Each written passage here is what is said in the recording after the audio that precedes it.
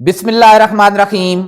अस्सलाम वालेकुम बच्चों, आज हम लोग यूनिट 8 स्टार्ट कर रहे हैं, एनर्जेटिक्स। पूरी कोशिश यही होगी कि आज की क्लास में ये कंप्लीट भी हो जाए, अल्लाह ने चाहा तो। पहले छोटी छोटी टर्म्स पढ़ लेते हैं। सबसे पहले केमिकल एनर्जेटिक्स। केमिकल क्या मतलब? Chemical reaction. Energetics energy. बेटा, जब भी कोई केमिकल रिएक्शन होता है, दुनिया जहान में जितने भी केमिकल रिएक्शन हो रहे हैं, सबके दौरान या तो एनर्जी ऑब्जॉर्ब हो रही है या एनर्जी रिलीज हो रही है। बेटा, रिएक्शन के दौरान जो एनर्जी ऑब्जॉर्ब होती है या रिलीज होती है, उसे हम लोग कहते हैं energy change during a chemical reaction. और यही जो energy change during a chemical reaction है, इसकी स्टडी केमिकल एनर्जेटिक्स कहलाती है। तो केमिकल एनर्जेटिक्स को हम लोग कैसे डिफाइन करेंगे? Study of energy change during a chemical reaction. Study of energy change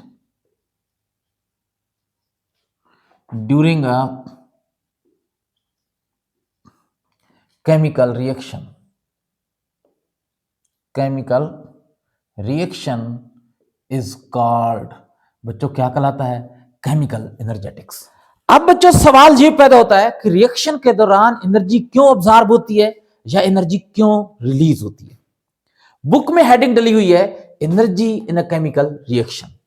question आता है, व्हाई एनर्जी इज रिलीज्ड और absorb during a chemical reaction, या why energy changes during a chemical reaction. बेटा, केमिकल रिएक्शन के दौरान energy क्यों absorb या release होती है? वजह यह है कि एक ही केमिकल रिएक्शन के अंदर बेटा दोनों काम हो रहे होते हैं। एनर्जी ऑब्जॉर्ब भी हो रही होती है और एनर्जी रिलीज भी हो रही होती है। याद रखना, एक ही केमिकल रिएक्शन के दौरान, जितने भी केमिकल रिएक्शन है, यानी हर केमिकल रिएक्शन के दौरान एनर्जी ऑब्जॉर्ब भी हो रही होगी और उसी रिएक्शन के दौरान एनर्जी रिलीज भी हो रही होगी। यानी दोनों काम हो रहे होंगे। कौन कौन से दोनों काम हो रहे होंगे? एनर्जी ऑब्जॉर्ब्ड, एनर्जी ऑब्जॉर्ब, और दूसरा काम क्या हो रहा था बेटा? Energy released.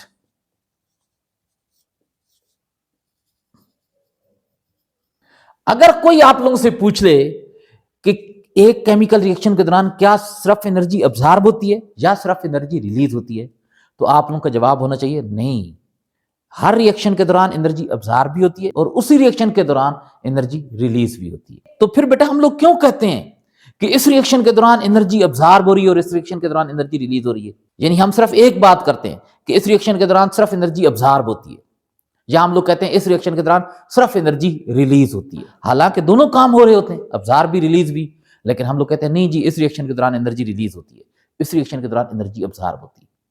बेटा, ये जो बात हम लोग करते हैं ना कि इस रिएक्शन के दौरान एनर्जी रिलीज होती है या एनर्जी ऑब्जॉर्ब होती है, तो वो बेटा इन दोनों को कैलकुलेट करने के बाद हम लोग बात करते हैं कि इस रिएक्शन के दौरान ओवरऑल एनर्जी ऑब्जॉर्ब हुई है या एनर्जी रिलीज हुई है। बेटा सपोज करें कि जो एनर्जी ऑब्जॉर्ब हो रही है वो कम है। जैसे मैं आपको एग्जांपल दे रहा हूं कि एक रिएक्शन के दौरान जो एनर्जी ऑब्जॉर्ब हुई है वो है बच्चों 10 जूल। 10 जूल एनर्जी ऑब्जॉर्ब हुई है, लेकिन रिलीज इससे ज्यादा हुई है। क्या मतलब? रिलीज हुई है 15 जूल। तो ओवरऑल इस रिएक्शन के दौरान हम लोग क्या कहेंगे? एनर्जी ऑब्जॉर्ब हुई है या रिलीज हुई है? बच्चों ओवरऑल हम लोग कहेंगे कि एनर्जी रिलीज हुई है। कितनी रिलीज हुई है? 5 जूल। 5 जूल एनर्जी रिलीज हुई है। बेटा ये जो हम लोगों ने एनर्जी निकाली है ना 5 जूल, इससे हम लोग कहते हैं net energy release. Net energy release या net release of energy. Net का क्या मतलब होता है? सारा कुछ प्लस माइनस करने के बाद आखिर में जो बच जाता है ना, उससे हम लोग बोलते हैं नेट। बेटा एक दुकानदार है ना, वो एक चीज 50 रुपए की लाता है, 70 रुपए की बेचता है, तो उसके पास जो नेट अमाउंट आई है ना, वो उस 70 में से जो उसने 50 खर्चा किया था वो निकालने के बाद, माइनस करने के बाद जो बचत हुई है, जो बची है। अब बेटा इस रिएक्शन के दौरान एनर्जी रिलीज हो रही है 15 जूल, और उस 15 जूल में से 10 जूल क्या हो गई? अब्जॉर्ब। तो पीछे जो बची वो कितनी है? 5 जूल। तो इसका मतलब इसके दौरान 5 जूल एनर्जी रिलीज हुई है। तो बेटा एनर्जी रिलीज किस वक्त होती है? जब रिएक्शन के दौरान जो एनर्जी रिलीज हो रही है वो ज्यादा हो और जो एनर्जी अब्जॉर्ब हो रही है वो क्या हो? कम हो। When energy released is greater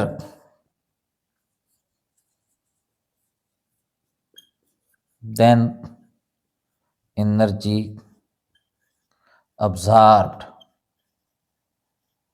there is a net, क्या होगा, नेट रिलीज होगा या नेट अब्जॉर्ब। एनर्जी जो रिलीज हो रही है वो ज्यादा है, एनर्जी जो अब्जॉर्ब हो रही है वो कम है। Energy released is greater than energy absorb, there is a net release of energy. और इस तरह का बेटा जो रिएक्शन होता है ना, जिस दौरान ओवरऑल एनर्जी रिलीज होती है, उस रिएक्शन को बोलते हैं exothermic reaction. And this type of reaction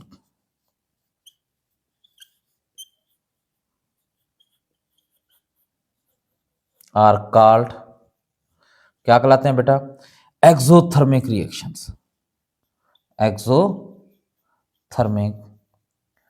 reactions. अच्छा, अब बच्चों समझने की बात यह है कि रिएक्शन के दौरान एनर्जी अब्जॉर्ब क्यों होती है और एनर्जी रिलीज क्यों होती है। बेटा हर रिएक्शन में ना दो काम होते हैं। कौन कौन से दो काम होते हैं? पुराने वाले बॉन्ड टूटते हैं, नए वाले बॉन्ड बनते हैं।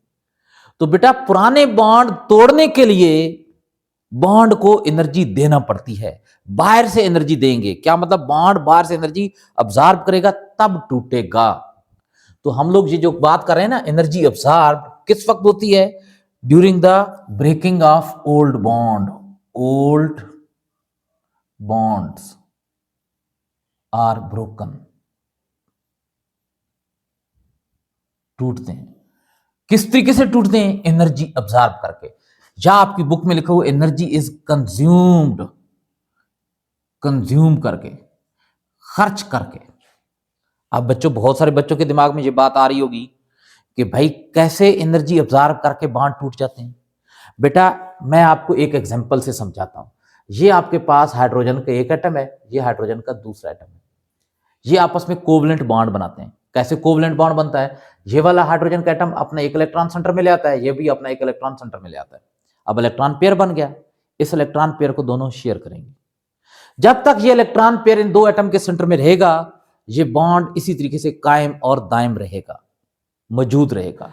अब बच्चों जब आप इसको हीट देंगे ना, इस पूरे मॉलिक्यूल को हीट देंगे, तो हीट एनर्जी है। बेटा मॉलिक्यूल के अंदर वो एनर्जी कौन सी जगह पर अब्जॉर्ब होती है?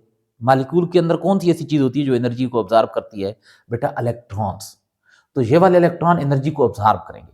जब ये एनर्जी को अब्जॉर्ब करेंगे, इनकी एनर्जी बढ़ेगी। जब एनर्जी बढ़ेगी तो ये वाइब्रेट करना शुरू कर देंगे, वाइब्रेट करेंगे, ऊपर नीचे मूव करना शुरू कर देंगे। जैसे एनर्जी इनकी बढ़ती जाएगी और इनको एनर्जी मिलती जाएगी, इनकी एनर्जी बढ़ती जाएगी, इनका ये जो वाइब्रेशन का एम्पलीट्यूड है ना, एम्पलीट्यूड क्या मतलब, सेंटर से ये जो फासला है ये बढ़ता जाएगा। बढ़ते बढ़ते एक वक्त ऐसा आएगा कि इतना ज्यादा एम्पलीट्यूड बढ़ जाएगा कि बांड टूट जाएगा। तो रिएक्शन के दौरान बांड क्या होते हैं? टूटते हैं। किस वक्त बांड टूटते हैं? जब बांड एनर्जी हीट अब्जॉर्ब करते हैं। तो ओल्ड बॉन्ड्स आर ब्रोकन। कैसे ब्रोकन हुई है? एनर्जी अब्जॉर्ब करके। एनर्जी रिलीज किस वक्त होती है? जाहिर सी बात है, हर रिएक्शन में दो काम हो रहे हैं, पुराने वाले बांड टूट रहे हैं, नए वाले बांड बन रहे हैं। भाई बांड टूटने के दौरान एनर्जी अब्जॉर्ब हुई थी, तो अब बताएं बांड फॉर्मेशन के दौरान क्या होगा? अपोजिट है ना, एनर्जी रिलीज होती है। New bonds formation, new bonds formation, नए बॉन्ड बनते हैं, और जब नए बॉन्ड बनते हैं एनर्जी रिलीज होती है। अब एक और बात जो यहां पर समझिए, हर रिएक्शन में दो चीजें होती हैं, रिएक्टेंट और प्रोडक्ट। तो बेटा ये जो बॉन्ड टूटते हैं, रिएक्टेंट के बॉन्ड टूटते हैं, और जो बॉन्ड बनते हैं, प्रोडक्ट में बॉन्ड बनते हैं। एनर्जी रिलीज्ड, आगे ये बात लिखनी है, किस वक्त रिलीज होती है? Energy release during the formation of new bond, during new bond formation, new bonds formation is greater than energy absorb. किस वक्त अब्जॉर्ब होती है? During old bond breaking, there is a net release of energy and this type of reaction are called exothermic reaction। बेटा ये exothermic, जिनके दौरान energy release होती है, हीट रिलीज होती है। इसका अपोजिट कौन होता है? एंडोथर्मिक, जिनके दौरान एनर्जी अब्जॉर्ब होती है। अब मुझे खुद बताएं एंडोथर्मिक में क्या होता होगा? ओवरऑल उनमें एनर्जी अब्जॉर्ब होती है। कैसे उसकी स्टेटमेंट लिखेंगे, इसी के अंदर थोड़ी सी चेंज करनी है। क्या चेंज करोगे? When energy release during new bond formation is less than energy absorb during old bond breaking, there is a net absorb in energy. इसके बाद बेटा सिस्टम एंड सराउंडिंग, ये दो टर्म्स हैं। सिस्टम क्या होता है? जब आप लोग कोई एक्सपेरिमेंट कर रहे होते हैं या कोई रिएक्शन वगैरह करवा रहे होते हैं, उस दौरान जिस चीज को आप बहुत अच्छे तरीके से ऑब्जर्व कर रहे होते हैं, जिस चीज पर आप अपनी पूरी तवज्जो, अपनी पूरी अटेंशन फोकस करते हैं, उस चीज को बोलते हैं सिस्टम। सिस्टम कहां पर होता है भाई? इसी यूनिवर्स, इसी दुनिया का एक हिस्सा, इसी का पार्ट है, इसी के अंदर मौजूद होता है। तो सिस्टम को हम लोग कैसे डिफाइन करेंगे? The part of the universe that we want to focus our attention on, जिस पर हम अपनी पूरी की पूरी तवज्जो फोकस कर देते हैं। तो यूनिवर्स का वो वाला ऐसा जिस पर हमारी पूरी तवज्जो होती है, उसे हम लोग क्या कहते हैं? सिस्टम कहते हैं। और सराउंडिंग, बेटा यूनिवर्स के अंदर सिस्टम को निकाल दें, बाकी जितनी भी चीजें बचती हैं उससे हम लोग क्या कहते हैं? सराउंडिंग, या सराउंडिंग को एनवायरमेंट भी बोलते हैं। एक एग्जांपल से इसे समझते हैं, बाद में इसकी डिफिनीशन लिखते हैं। आपकी बुक में एक एग्जांपल दी गई है कि अगर आप एक केमिकल रिएक्शन को स्टडी कर रहे हैं, और वो केमिकल रिएक्शन कौन सी चीज के दरमियान है? लाइम स्टोन, लाइम स्टोन, चूने का जो पत्थर होता है, इसके ऊपर आपने हाइड्रोक्लोरिक एसिड HCl डाल दिया, रिएक्शन स्टार्ट हो गया। जो चीज बनेगी उसको छोड़े। ये रिएक्शन आप किसके अंदर करवा रहे हैं बेटा? टेस्ट ट्यूब के अंदर। ये ट्यूब है टेस्ट ट्यूब, इसके अंदर आपने क्या डाल दिया? लाइम स्टोन डाल दिया, चूने के छोटे छोटे पत्थर से डाल दिए। ऊपर आप लोगों ने कौन सी चीज बेटा डाल दी? एसिड डाल दिया। अब आप इस रिएक्शन को ऑब्जर्व कर रहे हैं। टेस्ट ट्यूब देखी हुई है ना, गिलास की, शीशे की एक ट्यूब सी होती है। पता है केमिस्ट्री के अंदर जितने भी बर्तन हम लोग इस्तेमाल करते हैं वो स्टील के बने हुए नहीं होते या सिल्वर के बने हुए नहीं होते, वो गिलास के बने होते हैं। क्यों गिलास के बने होते हैं? क्योंकि हम लोगों ने चीजों को ऑब्जर्व करना होता है, अंदर देखना होता है कि उसमें क्या क्या तब्दीली आ रही है। तो बच्चों, जब आप इस रिएक्शन को स्टडी करेंगे तो आप किस चीज को देखेंगे भाई? इस ट्यूब के अंदर जितना भी मटेरियल है उसको आप बहुत अच्छे तरीके से देख रहे होंगे। आपकी पूरी अटेंशन, पूरी तवज्जो आप इस चीज पर फोकस कर रहे होंगे। तो बेटा ये जो content inside the test tube, इसे क्या कहेंगे? सिस्टम, क्योंकि आप पूरी तवज्जो इस पर कर रहे हैं। और बेटा टेस्ट ट्यूब हो गई, टेस्ट ट्यूब के अलावा बाकी इर्द गिर्द जितनी भी चीजें हैं, मैं हूंगा, मैं अगर रिएक्शन करवा रहा हूं, आप होंगे, टेबल होगा, बाकी जितनी भी चीजें वहां पर पड़ी होंगी, सारी की सारी चीजें सिस्टम के अलावा, ये जो टेस्ट ट्यूब के अंदर चीज है इसके अलावा बाकी जितनी भी चीजें हैं वो क्या कहलाएंगी? सराउंडिंग कहलाएंगी। सिस्टम को हम लोग कैसे डिफाइन करते हैं? Part of the universe, part of the universe, universe पूरी दुनिया, कायनात, दैट इज अंडर ऑब्जर्वेशन लिख दें, या आपकी बुक में लिखा हुआ है that we want to focus our attention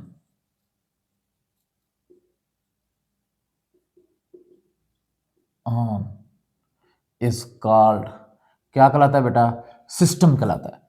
अब सराउंडिंग कौन सी चीज होगी? सिस्टम के अलावा बाकी सारी चीजें, rest of the universe, rest of the universe, universe कायनात दुनिया का बाकी सारा हिस्सा सिस्टम के अलावा सराउंडिंग कहलाएगा, या इसको एनवायरनमेंट भी कहेंगे। तो अब बेटा यहां पर ये जो चीज है ये क्या कहलाएगी? सिस्टम। यानी ये जो चीज है, बाकी सारी चीजें, टेस्ट ट्यूब की दीवार हो गई, टेस्ट ट्यूब जो खुद शीशा है, उसके अलावा बाकी जितनी भी वहां पर चीजें होंगी ये क्या कहलाएंगी? सराउंडिंग। अब बच्चों थर्मोकेमिकल रिएक्शन, थर्मोकेमिकल रिएक्शन कौन से होते हैं बेटा? थर्म का मतलब होता है हीट, थर्मल एनर्जी, हीट को बोलते हैं। तो वो रिएक्शन जिनके दौरान हीट एनर्जी अब्जॉर्ब होती है या रिलीज होती है, थर्मोकेमिकल रिएक्शन कहलाते हैं। बेटा यहां पर हम लोगों ने पढ़ा है ना कि रिएक्शन के दौरान एनर्जी चेंज होती है, एनर्जी अब्जॉर्ब या रिलीज होती है। लेकिन यहां पर हम लोगों ने एनर्जी की एक खास टाइप, कौन सी? Heat, thermal energy. बेटा रिएक्शन के दौरान तो बाकी एनर्जीज, दूसरी एनर्जीज भी अब्जॉर्ब या रिलीज होती हैं। जैसे कुछ ऐसे रिएक्शन भी होते हैं उनके दौरान हीट एनर्जी अब्जॉर्ब या रिलीज नहीं होती, रोशनी वाली एनर्जी, लाइट एनर्जी अब्जॉर्ब या रिलीज होती है। ऐसे रिएक्शन को हम लोग बोलते हैं फोटोकेमिकल रिएक्शन। फोटो का क्या मतलब होता है? लाइट। जैसे फोटोसिंथेसिस प्लांट में होती है ना, तो वो एक फोटोकेमिकल रिएक्शन है। उस दौरान सूरज की रोशनी अब्जॉर्ब हो रही है, हीट नहीं, लाइट। बेटा कुछ ऐसे केमिकल रिएक्शन भी होते हैं जिनके दौरान इलेक्ट्रिकल एनर्जी यानी बिजली उनके दौरान खारिज होती है या अब्जॉर्ब होती है, वो कहलाते हैं इलेक्ट्रोकेमिकल रिएक्शन। और बेटा थर्मोकेमिकल रिएक्शन कौन से हो गए? जिनके दौरान थर्मल एनर्जी यानी हीट एनर्जी अब्जॉर्ब या रिलीज होती है। आपकी बुक में इनको डिफाइन किया गया है, the chemical reactions which proceed with the absorption or release of heat energy. The chemical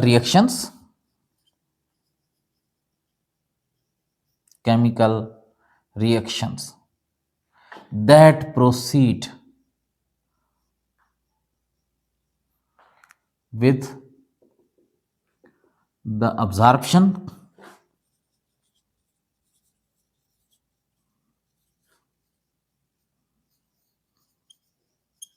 और रिलीज ऑफ थर्मल एनर्जी लिखते हैं या हीट एनर्जी लिखते हैं, heat energy are called thermochemical reaction. जैसे सुई गैस जलाते हैं ना घरों में, उस दौरान क्या होता है? हीट रिलीज होती है, इसी वजह से तो हमारी सराउंडिंग गर्म हो जाती है ना, उस हीट को हम लोग कुकिंग के लिए इस्तेमाल करते हैं।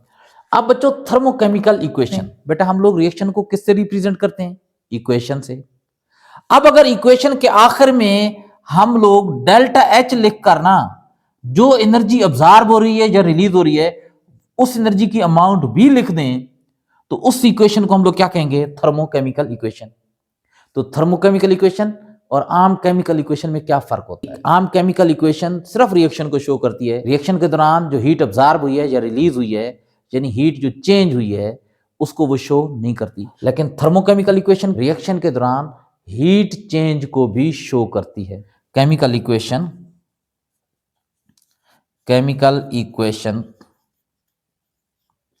that shows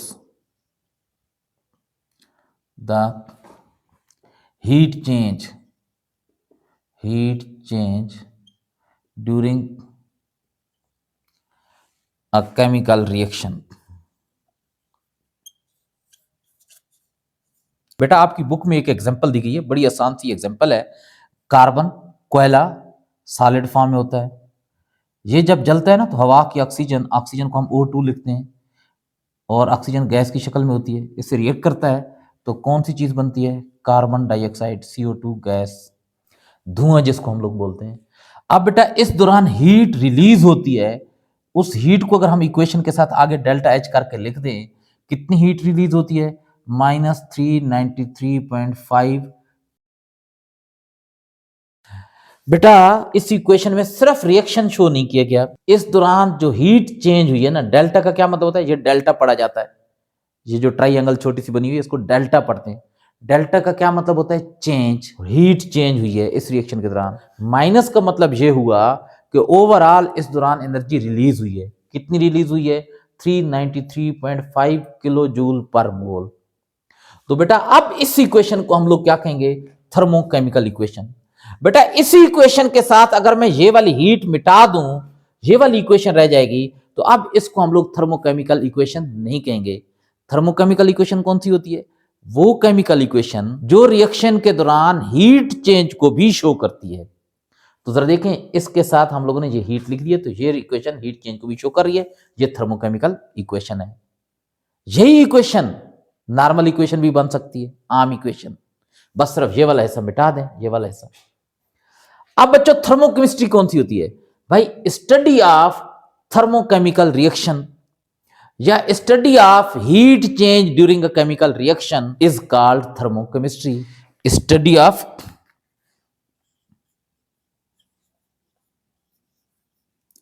heat change during chemical reaction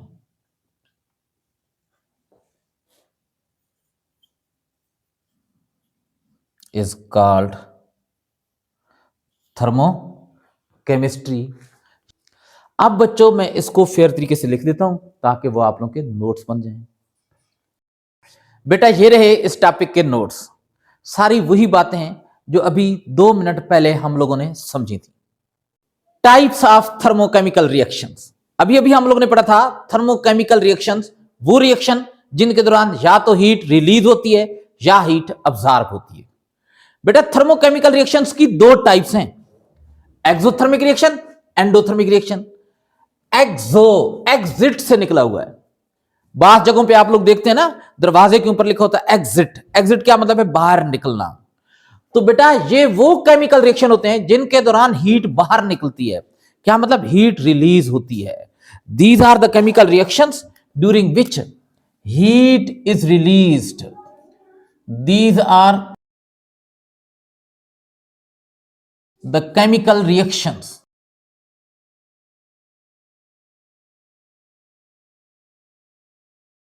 during which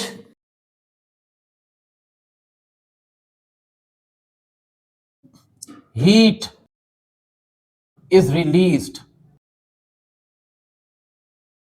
endo का मतलब होता है अंदर दाखिल होना। कहां से? बाहर से। हीट बाहर से यानी सराउंडिंग से रिएक्शन के अंदर दाखिल हो रही होती है। दूसरे वर्ड्स में हम लोग ये कह सकते हैं कि रिएक्शन हीट को ऑब्जर्व कर रहा है बाहर से।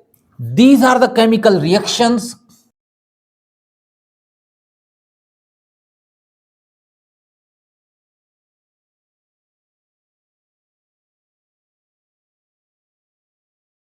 ड्यूरिंग विच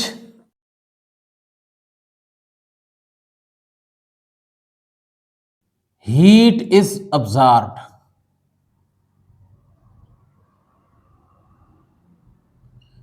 इनके दौरान हीट ऑब्जर्व होती है। बेटा आपकी बुक में इनकी डिफिनेशन लिखी हुई है, these are the reactions that proceed with the evolution of heat. Evolution क्या मतलब होता है? रिलीज होना। बच्चों लास्ट क्लास में हम लोगों ने पढ़ा था सिस्टम और सराउंडिंग। बेटा रिएक्शन जो होता है ना, रिएक्शन वो भी सिस्टम होता है और उसके इर्द गिर्द जितनी भी चीजें होती हैं, जितनी भी जगह होती है, सराउंडिंग कहलाती हैं। अब जरा समझें, ये हमारे पास एक बीकर है, इस बीकर में हम लोग रिएक्शन करवा रहे हैं। इसके अंदर हम लोगों ने रिएक्टेंट डाल दिए, ये इसके अंदर हम लोगों ने रिएक्टेंट डाल दिए। जैसे रिएक्टेंट डाले रिएक्शन स्टार्ट हो गया। एक्सोथर्मिक रिएक्शन है, हीट रिलीज कर रहा है, इससे हीट बाहर निकल रही है। अब सपोज करें इस रिएक्शन के दौरान 5 जूल हीट रिलीज हो रही है, तो मुझे बताएं हीट जो इससे रिलीज हो रही है उसके लिए मैं कौन सा एरो बनाऊंगा? 5 जूल ये वाला या ये वाला एरो बनाऊंगा 5 जूल? शाबाश जी, बिल्कुल ये बनाऊंगा। हीट रिएक्शन से बाहर आ रही है या अंदर रिएक्शन हो रहा है, रिएक्शन रिलीज कर रहा है, बाहर जा रही है। ये वाला एरो नहीं बनाऊंगा, इसका मतलब ये हीट अंदर दाखिल हो रही है। ये वाली जो चीज है बीकर के अंदर, ये कहलाएगी सिस्टम। सिस्टम। और ये बाहर सारी की सारी क्या कहलाएगी? सराउंडिंग। तो इस रिएक्शन के दौरान क्या हो रहा है? हीट किस चीज से किस चीज की तरफ ट्रांसफर हो रही है? सिस्टम से सराउंडिंग में आ रही है या सराउंडिंग से सिस्टम में जा रही है? जी बिल्कुल, सिस्टम से सराउंडिंग में आ रही है। तो क्या लिखेंगे? These are the reaction during which heat is transferred from system to surrounding. During these reactions, during these reactions heat is transferred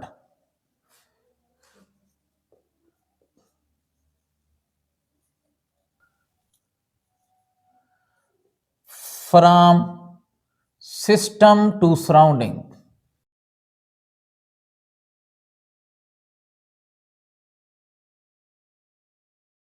अब बताएं इसमें क्या होगा? शाबाश, जल्दी जल्दी बताएं। ये हीट को ऑब्जर्व करता है, कहां से ऑब्जर्व करेगा? सराउंडिंग से। सराउंडिंग से हीट किस में ट्रांसफर होगी? सिस्टम में। तो क्या लिखेंगे? During these reactions heat is transferred from surrounding to system. During these reactions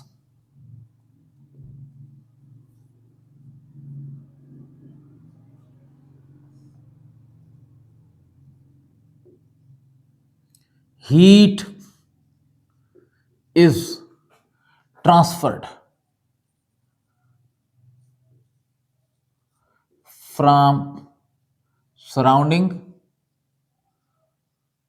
या फ्रॉम एनवायरमेंट भी आप लिख सकते हैं, टू सिस्टम। अब बच्चों इनमें हीट रिलीज क्यों होती है? लास्ट क्लास में हम लोगों ने पढ़ा था कि हर रिएक्शन के दौरान दो काम होते हैं। पुराने वाले बॉन्ड टूटते हैं, नए वाले बॉन्ड बनते हैं। पुराने वाले बॉन्ड तोड़ने के लिए हीट अब्जॉर्ब होती है, हीट इस्तेमाल होती है, और नए बॉन्ड जब बनते हैं तो बनने के दौरान हीट रिलीज होती है। अब बच्चों मुझे बताएं, एक्सोथर्मिक में भी ये दोनों काम हो रहे हैं, एंडोथर्मिक में भी ये दोनों काम हो रहे हैं। फर्क क्या है? बेटा जो एक्सोथर्मिक रिएक्शन है उनमें बॉन्ड फॉर्मेशन के दौरान जो हीट रिलीज होती है वो ज्यादा होती है, और बॉन्ड ब्रेकिंग के दौरान जो हीट अब्जॉर्ब होती है वो कम होती है। हीट जो रिलीज हो रही है वो ज्यादा है अब्जॉर्ब जो हो रही है वो कम है। तो ओवरऑल हम लोग क्या कहते हैं कि हीट रिलीज हो रही है। During these reactions, during these reactions heat released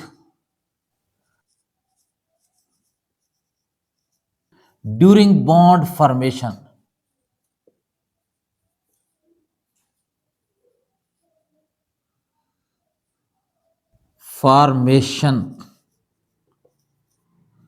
is greater than heat absorbed during bond breaking.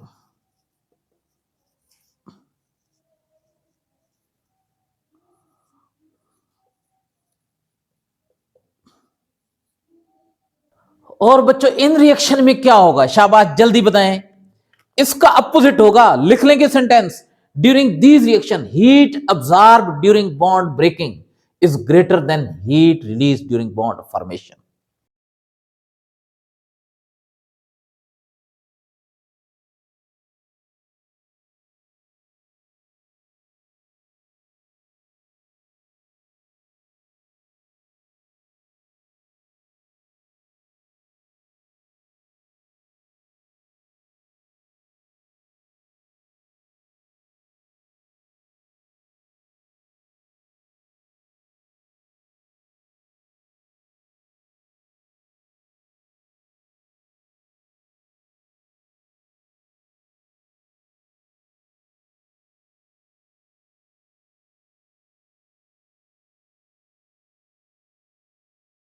अब बच्चों इसकी कुछ एग्जांपल्स जो आपकी बुक में दी हुई हैं। सी, कार्बन जो कि सॉलिड फॉर्म में होती है, कोयला। जब ये बेटा कोयला जलता है तो हवा की ऑक्सीजन के साथ रिएक्ट करता है। ऑक्सीजन O2 गैस की शक्ल में होती है हवा के अंदर। कौन सी चीज बनती है? कार्बन जब ऑक्सीजन के साथ रिएक्ट करती है CO2 कार्बन डाइऑक्साइड गैस बनती है। इस दौरान हीट रिलीज होती है, उसको हम लोग लिखते हैं डेल्टा एच। ये जो ट्राइंगल सी बनाई है ना, ये डेल्टा है। डेल्टा का मतलब होता है चेंज। जब बेटा हीट रिलीज होगी या अब्जॉर्ब होगी तो इनकी हीट चेंज हो जाएगी। रिलीज होगी तो कम हो जाएगी, अब्जॉर्ब होगी तो ज्यादा हो जाएगी। तो डेल्टा एच रिलीज हो रहा है, रिलीज को हम लोग शो करेंगे माइनस से। कितनी रिलीज हो रही है? 393.5 यूनिट होती है किलो जूल। अब जरा देखें, यहां माइनस आ जाए तो समझ लें एक्सोथर्मिक रिएक्शन है। अब बेटा अगर यही ऑक्सीजन कम मिकदार में हो तो उस वक्त कोयला जब जलता है तो कार्बन डाइऑक्साइड की बजाय कार्बन मोनोऑक्साइड बनती है। तो उसके लिए इक्वेशन क्या है वो भी आपकी बुक में लिखी हुई है। कार्बन सॉलिड यानी कोयला जो है ऑक्सीजन के साथ, लेकिन ऑक्सीजन जब कम मिकदार में होती है तो यहां पर हम लोग लिख रहे हैं हाफ O2 गैस। अब कौन सी चीज बनेगी? Carbon monoxide. यहां 2 नहीं लिखेंगे, 2 का मतलब होता है carbon dioxide. Carbon monoxide gas की शक्ल में। इस दौरान भी हीट रिलीज होती है, डेल्टा एच लिखेंगे। रिलीज के लिए माइनस की साइन लगा देंगे। 110.5 किलो जूल। बेटा हाइड्रोजन और ऑक्सीजन जब रिएक्ट करते हैं तो वाटर बनता है।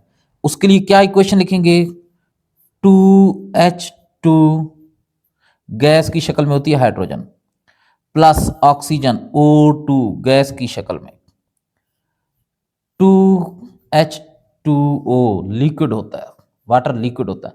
डेल्टा एच रिलीज हो रही है, एक्सोथर्मिक है। एक्सोथर्मिक क्या मतलब? हीट रिलीज हो रही है। साइन कौन सी लिखेंगे? माइनस की। 571.6 किलो जूल। ये बेटा 3 एग्जांपल हैं एक्सोथर्मिक रिएक्शन की।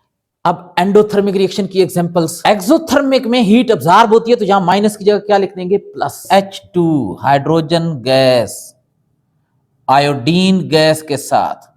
आयोडीन वैसे तो सॉलिड फॉर्म में होती है लेकिन बहुत थोड़े से टेम्परेचर पर गैस में कन्वर्ट हो जाती है। डायरेक्ट लिक्विड में कन्वर्ट हुए बगैर डायरेक्ट गैस में कन्वर्ट हो जाती है। इसे कहते हैं सब्लिमेशन। क्या चीज बनती है? Hydrogen iodide 2HI। Heat absorb हो रही है, delta H is equal to, absorb के लिए क्या लिखेंगे? Plus 53.8 kilo joule. अब बच्चों कोयला जब रेड हॉट होता है, सॉलिड है लेकिन रेड हॉट, अब अगर आप कोयले को किसी गिलास ट्यूब में डालकर हीट करें, लेकिन ऐसे हीट करने के उसको ऑक्सीजन ना मिले, अगर ऑक्सीजन मिलेगी तो ये वाला रिएक्शन हो जाएगा, वो जल जाएगा, कार्बन डाइऑक्साइड गैस बनेगी। In the absence of oxygen आप इसको गर्म करें, आपको पता है कोयला जब गर्म होता है तो रेड शक्ल इख्तियार कर लेता है, इसे हम लोग कहते हैं रेड हॉट कोल। इसके ऊपर से आप स्टीम क्या चीज होती है? वाटर ही होता है, भाप जिसे कहते हैं। भाप असल में वाटर ही होता है, लेकिन किस शक्ल में होता है? गैस की शक्ल में होता है। ये जब गुजारते हैं तो CO कार्बन मोनोऑक्साइड गैस और हाइड्रोजन गैस H2 गैस बनती हैं। Delta H plus 131.4 kilo joule. Plus का मतलब हीट अब्जॉर्ब हो रही है। बेटा कार्बन मोनोऑक्साइड गैस और हाइड्रोजन गैस का मिक्सचर वाटर गैस कहलाता है। वाटर गैस का अगर आप लोगों को फार्मूला आ जाए कि right the formula of water gas, तो आप लोगों ने ये फार्मूला लिखना है, CO gas plus H2 gas. बहुत सारे बच्चे इसका गलत फार्मूला लिखकर आ जाते हैं, ये लिखकर आ जाते हैं H2O गैस, वो समझते हैं कि ये वाटर है और ये गैस है, वाटर गैस नहीं, ये स्टीम का फार्मूला, ये वाटर गैस का फार्मूला नहीं है, ये स्टीम है। वाटर गैस का फार्मूला क्या होता है? कार्बन मोनोऑक्साइड प्लस हाइड्रोजन, इन दो गैसेस के मिक्सचर को बोला जाता है water gas. Nitrogen gas N2, हवा के अंदर नाइट्रोजन गैस 78% होती है। ये बेटा रिएक्ट करती है ऑक्सीजन के साथ, O2 गैस के साथ रिएक्ट करती है। NO नाइट्रिक ऑक्साइड बनता है, ये भी एक गैस है। इस दौरान बेटा हीट अब्जॉर्ब होती है, डेल्टा H प्लस, प्लस का क्या मतलब? अब्जॉर्ब हो रही है। कितनी अब्जॉर्ब हो रही है? 180.5 किलो जूल। बच्चों ये जो हीट की वैल्यू है ना, ये आप चेंज नहीं कर सकते रिएक्शन के साथ, हर रिएक्शन की ये वैल्यू फिक्स होती है। अच्छा, आपकी बुक में ये जो डेल्टा H लिखा हुआ है ना, उसके ऊपर एक छोटा सा जीरो भी लगा हुआ है। बहुत सारे बच्चे इसको डिग्री पढ़ते हैं, ये डिग्री नहीं है, इसे नाट पढ़ते हैं, डेल्टा H नाट। नाट का मतलब होता है स्टैंडर्ड, यानी स्टैंडर्ड कंडीशन पर, स्टैंडर्ड कंडीशन हम लोग बोलते हैं STP, standard temperature and pressure, standard temperature and pressure. Standard temperature का मतलब होता है 25 डिग्री सेंटीग्रेड। अगर आप इसको केल्विन में कन्वर्ट करें, सेंटीग्रेड को केल्विन में कैसे कन्वर्ट करते हैं? सेंटीग्रेड की जो वैल्यू होती है उसके अंदर 273 प्लस कर देते हैं। आप इसके अंदर 273 प्लस करें, क्या बन जाएगा? 298 केल्विन। ये स्टैंडर्ड टेम्परेचर कहलाता है। और बेटा स्टैंडर्ड प्रेशर क्या मतलब? 1 atmospheric pressure, 1 ATM।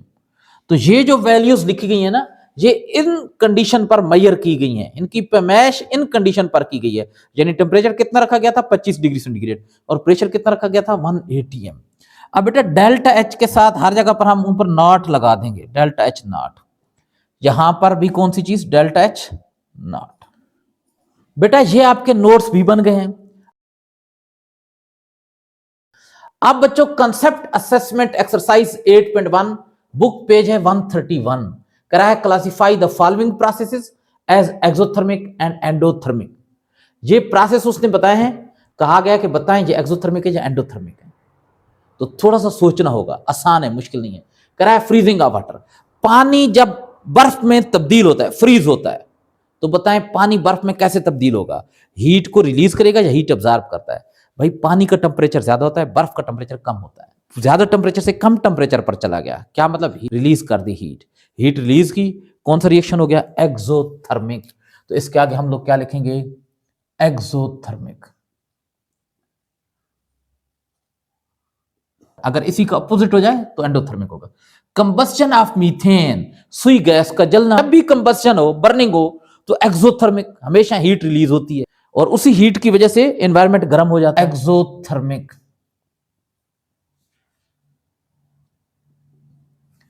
Sublimation of dry ice, dry ice carbon dioxide gas होती है ना, वो सॉलिड फॉर्म में होती है, सॉलिड फॉर्म में, उससे ड्राई आइस बोला जाता है। बेटा आप यहां पर ड्राई आइस रखें, बिल्कुल बर्फ की तरह होगी, लेकिन फौरन आपको नजर ही नहीं आएगी कहां चली गई। वो वाटर में, पानी में तब्दील नहीं होगी, लिक्विड में तब्दील नहीं होगी, डायरेक्ट किस में कन्वर्ट हो जाएगी? गैस में।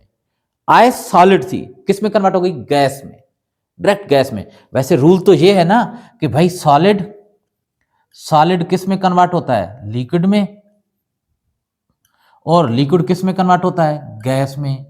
लेकिन ड्राई आइस सॉलिड से डायरेक्ट गैस में कन्वर्ट हो गई, लिक्विड में कन्वर्ट हुई ही नहीं। तो बेटा ये वाला प्रोसेस जिसमें सॉलिड डायरेक्टली गैस में कन्वर्ट हो जाता है विदाउट कन्वर्टिंग इनटू लिक्विड, इस प्रोसेस को बोलते हैं सब्लिमेशन। ड्राई आइस जब आइस की शक्ल में थी, बहुत ठंडी थी, उसका टेम्परेचर बहुत कम था। जैसे उसको हमने यहां ओपन रखा, उसने एनवायरमेंट से, सराउंडिंग से हीट को अपने अंदर ऑब्जर्व किया और सब्लाइम हो गई। ऑब्जर्व किया, एंडोथर्मिक है, एंडोथर्मिक।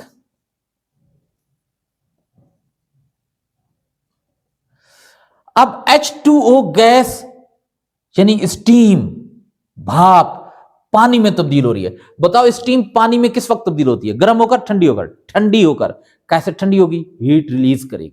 हीट रिलीज हो रही है तो एक्सोथर्मिक।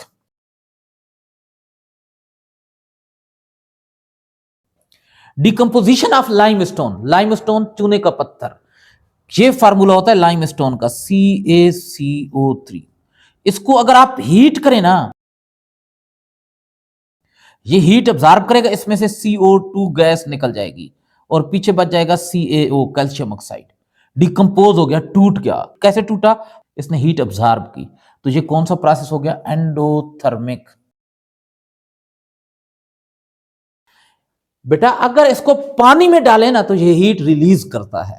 अगर बेटा ये आ जाता ना, reaction of limestone with water या action of limestone in water, तो वो एक्सोथर्मिक होता, उस दौरान हीट रिलीज होती। इंथैल्पी ऑफ रिएक्शन, बेटा हम लोग ने पढ़ा है केमिकल रिएक्शन के दौरान या तो हीट रिलीज होती है या हीट अब्सॉर्ब होती है। बेटा किसी भी केमिकल रिएक्शन के दौरान जितनी हीट अब्सॉर्ब होती है या जितनी हीट रिलीज होती है, उस केमिकल रिएक्शन की इंथैल्पी कहलाती है, या हम लोग उसे कहते हैं enthalpy change in a chemical reaction. Amount of heat released or absorbed during a chemical reaction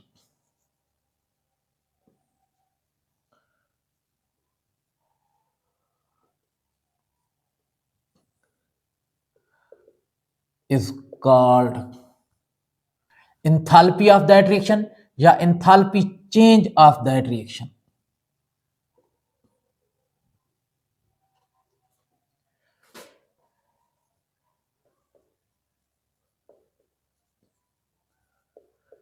बेटा इसको किससे जाहिर करते हैं? अभी अभी पढ़ा था ना, केमिकल रिएक्शन के दौरान जो हीट अब्सॉर्ब होती है या रिलीज होती है, किससे जाहिर करते हैं? डेल्टा H से। It is denoted by delta H। Denoted, इसको जाहिर किया जाता है बाय डेल्टा H। ये इसकी सिंबल है। अब बेटा इसकी साइन पॉजिटिव भी हो सकती है और नेगेटिव भी। अब आप खुद बताएं ना, पॉजिटिव किस वक्त होगी, नेगेटिव किस वक्त होगी? एक्सोथर्मिक रिएक्शन के दौरान इसकी साइन नेगेटिव होती है। डेल्टा H के बाद हम लोग लिखते हैं माइनस, क्या मतलब हीट रिलीज हो रही है। और एंडोथर्मिक के दौरान इसकी साइन पॉजिटिव होती है, हम लोग डेल्टा H लिखकर आगे प्लस और फिर उसके बाद वैल्यू लिखते हैं। It's sign is negative for exothermic reactions and positive for endothermic reaction।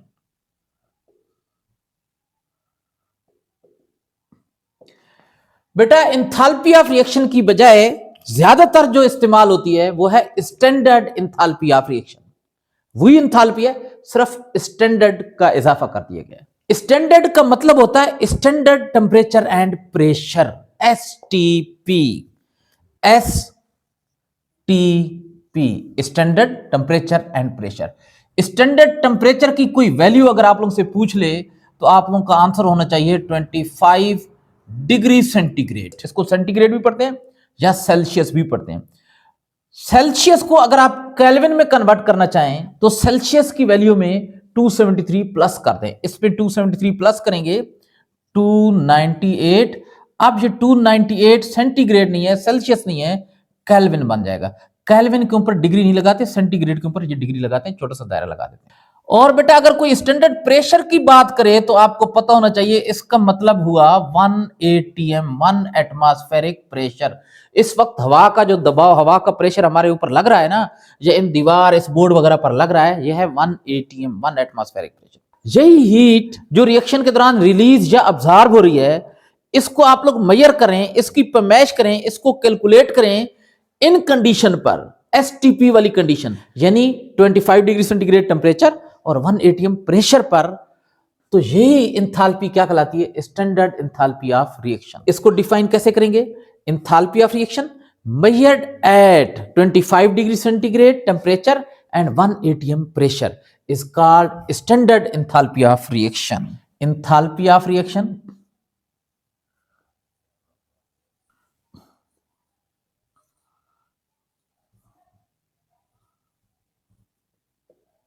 measured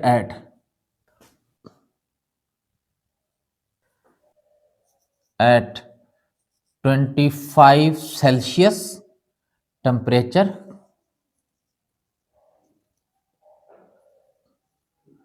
and 1 atm pressure, atm atmospheric pressure,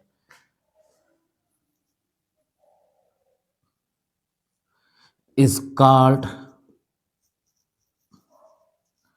standard enthalpy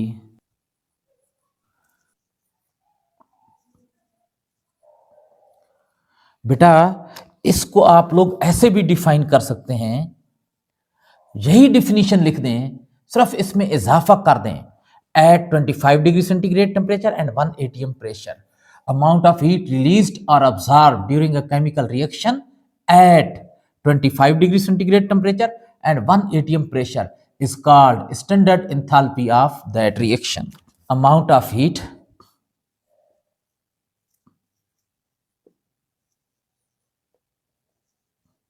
released or absorbed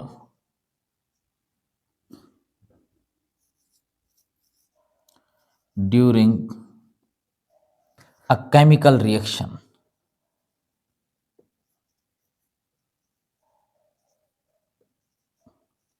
at 25 Celsius temperature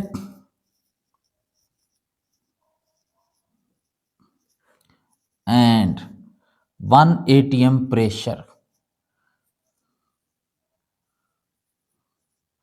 is called standard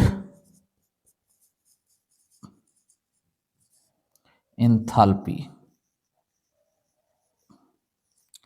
of reaction. अब बेटा इसकी sign क्या होती है? यही sign होती है, सिर्फ ऊपर एक छोटा सा सर्कल डिग्री की शक्ल में ना लगा देते हैं, उसको हम लोग डिग्री नहीं पढ़ते, नॉट पढ़ते हैं। इट इज डिनोटेड बाय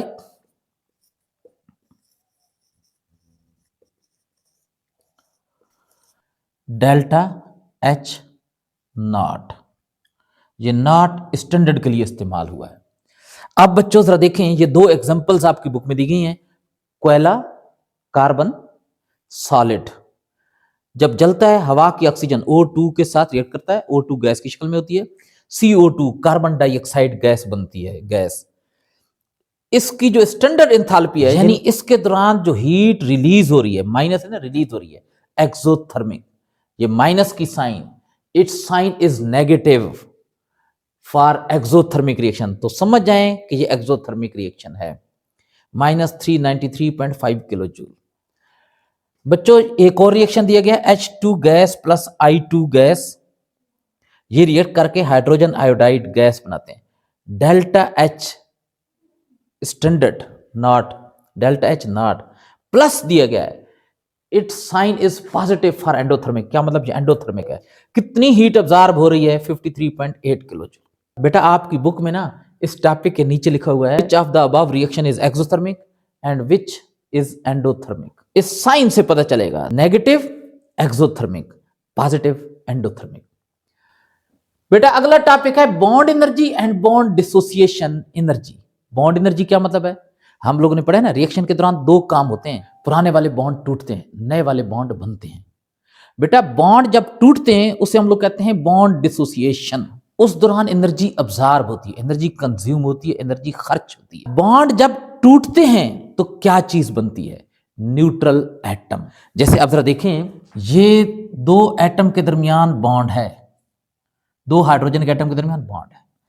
अब अगर ये वाला बॉन्ड टूट जाएगा, ये वाला बॉन्ड टूट गया, तो हाइड्रोजन के दो एटम बनेंगे। हम लोग उनको इस तरीके से लिखते हैं, H और H, बीच में प्लस लगा दिया। बहुत सारे बच्चे कहते हैं सर यहां पर दो हाइड्रोजन के एटम के दरमियान माइनस की साइन है, यहां पर प्लस कैसे हो गई? भाई ये माइनस की साइन नहीं है, ये कोवलेंट बॉन्ड की साइन है। इस साइन का मतलब ये है कि ये दो एटम आपस में बॉन्डेड है, इन दोनों के दरमियान बॉन्ड है, ये आपस में जुड़े हुए हैं। और बीच में प्लस की साइन आने का मतलब ये है कि ये और ये एक दूसरे से अलग अलग हैं, जुड़े हुए नहीं है। आप इस तरह लिखें या आप इस तरह लिख दें। बेटा नीचे टू नहीं लगाना, अगर नीचे टू लग गया तो इसका मतलब ये वाली चीज बन जाएगी, यानी यहां पर भी दो हाइड्रोजन के एटम है, यहां पर भी दो हाइड्रोजन के एटम। अगर नीचे टू लगा हुआ तो इसका मतलब यह है कि ये दो एटम अलग अलग नहीं है, इनके दरमियान कोवलेंट बॉन्ड मौजूद है, ये आपस में बॉन्डेड है। शुरू में टू है तो क्या मतलब ये दो हाइड्रोजन के एटम अलग अलग है, इनके दरमियान बॉन्ड नहीं है। अब बच्चों ये बॉन्ड टूटता कैसे है? कुल्हाड़ी से हम तोड़ देते हैं ना। बेटा हम लोग पढ़ चुके हैं कि अगर बॉन्ड तोड़ना हो तो एनर्जी देना पड़ती है, एनर्जी रिक्वायर्ड होती है। यहां पर बॉन्ड का क्या मतलब है? दो इलेक्ट्रॉन है। बेटा ये एक हाइड्रोजन का एटम है, ये दूसरा एटम है। बॉन्ड कैसे बना था? इसने अपना एक इलेक्ट्रॉन, इसने भी अपना इलेक्ट्रॉन सेंटर में ले आए थे। अब ये इलेक्ट्रॉन पेयर शेयर कर रहा है, ये वाला एटम भी, ये वाला एटम भी। जब तक ये इलेक्ट्रॉन पेयर इन दोनों के सेंटर में रहेगा, ये बॉन्ड कायम रहेगा, बॉन्ड बना रहेगा। बेटा जब आप इसको हीट देंगे ना, हाइड्रोजन के मॉलिक्यूल को हीट देंगे, हीट इलेक्ट्रॉन अब्जॉर्ब करेंगे, हीट जब इलेक्ट्रॉन अब्जॉर्ब करेंगे इनकी एनर्जी बढ़ेगी, एनर्जी बढ़ेगी, ये वाइब्रेट करना शुरू करेंगे। वाइब्रेट करते करते इनका एम्पलीट्यूड यानी यहां से फासला बढ़ना शुरू हो जाएगा। फासला बढ़ते बढ़ते एक वक्त इतना ज्यादा फासला बढ़ जाएगा कि ये बॉन्ड टूट जाएगा। और बॉन्ड कैसे टूटेगा? बेटा बॉन्ड इस तरीके से टूटेगा कि यहां पर जो दो इलेक्ट्रॉन थे, एक इलेक्ट्रॉन इस हाइड्रोजन के पास आ जाएगा, एक इसके पास, तब न्यूट्रल एटम बनेंगे। अगर दोनों इलेक्ट्रॉन एक के पास चले गए तो फिर न्यूट्रल एटम नहीं, जिसके पास दो इलेक्ट्रॉन चले जाएंगे उस पर नेगेटिव चार्ज, दूसरे पर पॉजिटिव चार्ज। बेटा एक मोल बॉन्ड, एक बॉन्ड नहीं, एक मोल बॉन्ड।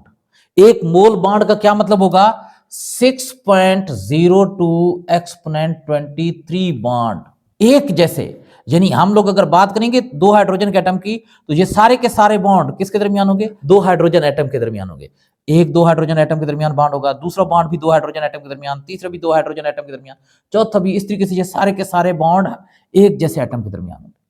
अब यहां मतलब ये नहीं कि ये और ये एक जैसे हों। अगर जरा देखें, HI ये बॉन्ड है, अब सारे के सारे बॉन्ड हाइड्रोजन और आयोडीन के दरमियान होने चाहिए। सेम का मतलब ये है बेटा, एक मोल बॉन्ड, एक मोल बॉन्ड तोड़ने के लिए जितनी एनर्जी रिक्वायर्ड होगी वो कहलाती है बॉन्ड डिसोसिएशन एनर्जी।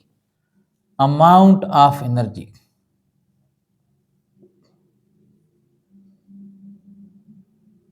रिक्वायर्ड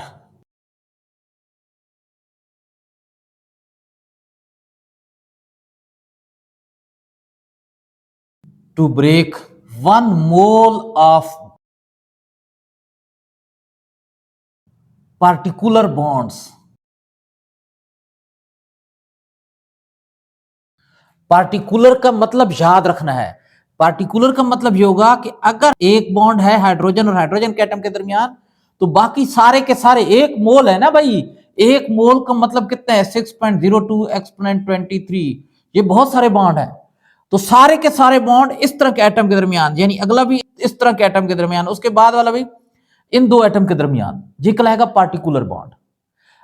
और ये जरूरी नहीं है कि ये और ये एटम सेम हो। अब हाइड्रोजन और आयोडीन के दरमियान बॉन्ड है, अब एक हाइड्रोजन और आयोडीन के दरमियान है, दूसरा भी हाइड्रोजन और आयोडीन के दरमियान, तीसरा भी हाइड्रोजन और आयोडीन के दरमियान, तो ये वाले क्या कहलाएंगे? Particular bond. To form neutral atoms, neutral atoms is called bond dissociation energy.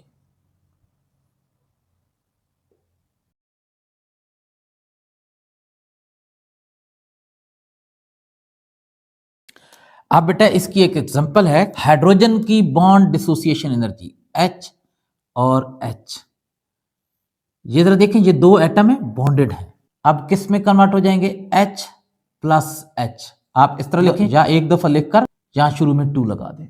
इस दौरान एनर्जी रिक्वायर्ड, क्या मतलब अब्जॉर्ब होती है, डेल्टा H नॉट से इसको जाहिर करेंगे। अब्जॉर्ब हो रही है तो प्लस लिखेंगे। 436 यूनिट क्या आ जाएगी? किलो जूल पर मोल। अब यहां पर मोल लाजमी लिखना है क्योंकि यहां पर लिखा है डिफिनेशन में फॉर 1 मोल। अब बेटा bond energy, bond dissociation energy का अपोजिट है। बॉन्ड एनर्जी क्या मतलब? जब बॉन्ड बनते हैं, दो न्यूट्रल एटम जब आपस में बॉन्ड बनाते हैं तो उस दौरान एनर्जी रिलीज होती है। बेटा 1 मोल ऑफ बॉन्ड बनने के दौरान जितनी एनर्जी रिलीज होती है वो बॉन्ड एनर्जी कहलाती है। क्या डेफिनेशन लिखेंगे? Amount of energy released when neutral atoms form 1 mole of bond. Amount of energy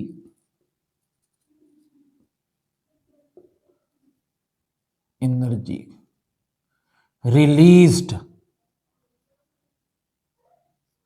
when neutral atoms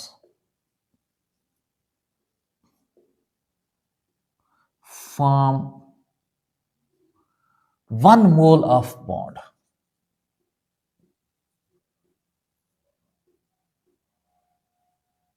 is called bond energy. Hydrogen और आयोडीन ये न्यूट्रल एटम है, यहां नीचे 2 नहीं लिखना, अगर 2 लिख दिया तो फिर ये मॉलिक्यूल बन जाएंगे। ये कंबाइन होकर बॉन्ड बना रहे हैं हाइड्रोजन और आयोडीन के दरमियान। इस दौरान एनर्जी रिलीज हो रही है, डेल्टा H नॉट रिलीज हो रही है, तो माइनस में लिखेंगे। कितनी रिलीज हो रही है? 299 किलो जूल पर मोल लिखना है बच्चों यहां पर भी। बेटा हाइड्रोजन और आयोडीन के एटम जब इस तरह के पार्टिकुलर बॉन्ड, कितने बॉन्ड? 1 मोल। 1 मोल क्या मतलब? 6.02 एक्सपोनेंट 23 बॉन्ड। अब बताएं 6.02 एक्सपोनेंट 23 ये खास नंबर है, इसका नाम पता है? Avogadro number. तो उस दौरान इतनी हीट रिलीज होती है, इस हीट को बोलते हैं bond energy of hydrogen iodide. Chemical reaction में ये दोनों काम हो रहे होते हैं, बॉन्ड टूट भी रहे होते हैं, बॉन्ड बन भी रहे होते हैं। बॉन्ड टूटते किसके हैं? रिएक्टेंट के। बॉन्ड बनते किसके हैं? प्रोडक्ट। अब बॉन्ड टूटने के दौरान जितनी एनर्जी अब्जॉर्ब होती है, बॉन्ड डिसोसिएशन एनर्जी। बॉन्ड बनने के दौरान जितनी एनर्जी रिलीज होती है, बॉन्ड एनर्जी। इन दोनों का डिफरेंस ये डिटरमाइन करता है कि रिएक्शन के दौरान ओवरऑल एनर्जी अब्जॉर्ब होगी या रिलीज होगी। अगर बेटा ये वाली एनर्जी जो अब्जॉर्ब हो रही है यानी बॉन्ड डिसोसिएशन एनर्जी ये ज्यादा है, और ये जो एनर्जी रिलीज हो रही है यानी बॉन्ड एनर्जी ये अगर कम है, तो ओवरऑल हम लोग कहेंगे कि रिएक्शन के दौरान एनर्जी अब्जॉर्ब हुई है, यानी रिएक्शन कौन सा है? एंडोथर्मिक है। अगर बॉन्ड डिसोसिएशन एनर्जी ज्यादा हो और बॉन्ड एनर्जी कम हो तो एंडोथर्मिक। और अगर ये वाली एनर्जी ज्यादा है, ये वाली एनर्जी कम है, यानी जो एनर्जी रिलीज हो रही है बॉन्ड एनर्जी वो ज्यादा है और जो एनर्जी अब्जॉर्ब हो रही है वो कम है। रिलीज होने वाली ज्यादा है तो ओवरऑल नेट एनर्जी रिलीज होगी, हम लोग कहेंगे एक्सोथर्मिक है। तो बेटा यहां पर जो नोट हम लोगों ने लिखना है वो ये है, the difference between bond dissociation energy and bond energy determine whether the reaction is exothermic or endothermic. The difference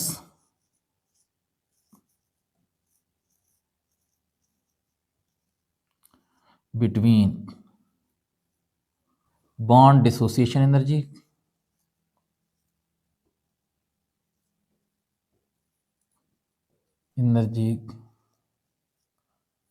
and bond energy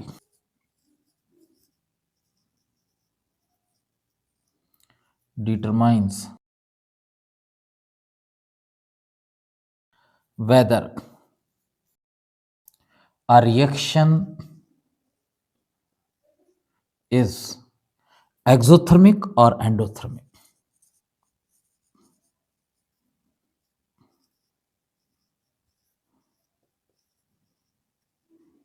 अब बच्चों एक क्वेश्चन आता है, डिफाइन इंथैल्पी ऑफ रिएक्शन। तो आप लोगों ने इंथैल्पी ऑफ रिएक्शन को डिफाइन करना है। आगे उसके क्या आता है, how to calculate enthalpy change in a chemical reaction. Reaction के दौरान जो इंथैल्पी चेंज होती है डेल्टा H या डेल्टा H नॉट, कैसे आप लोग कैलकुलेट कर सकते हैं?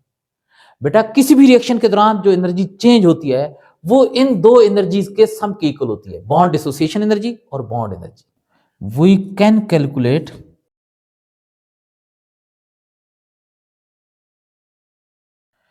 The enthalpy change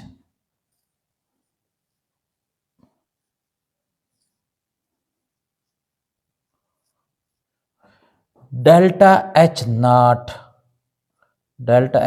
naught in the chemical reaction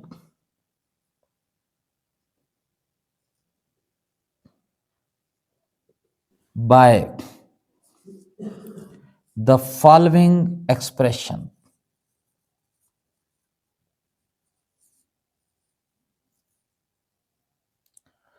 बेटा यहां पर एक्सप्रेशन का मतलब होता है मैथमेटिकल एक्सप्रेशन, फार्मूला। किसके इक्वल होगा बेटा? डेल्टा एच नॉट किसके इक्वल होगा? Sum of the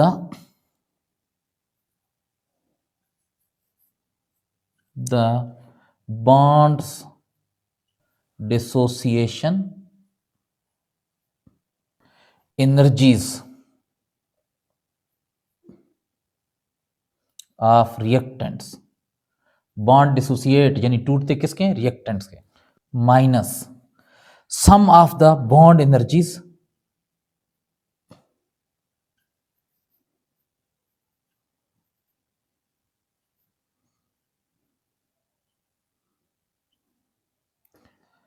of products.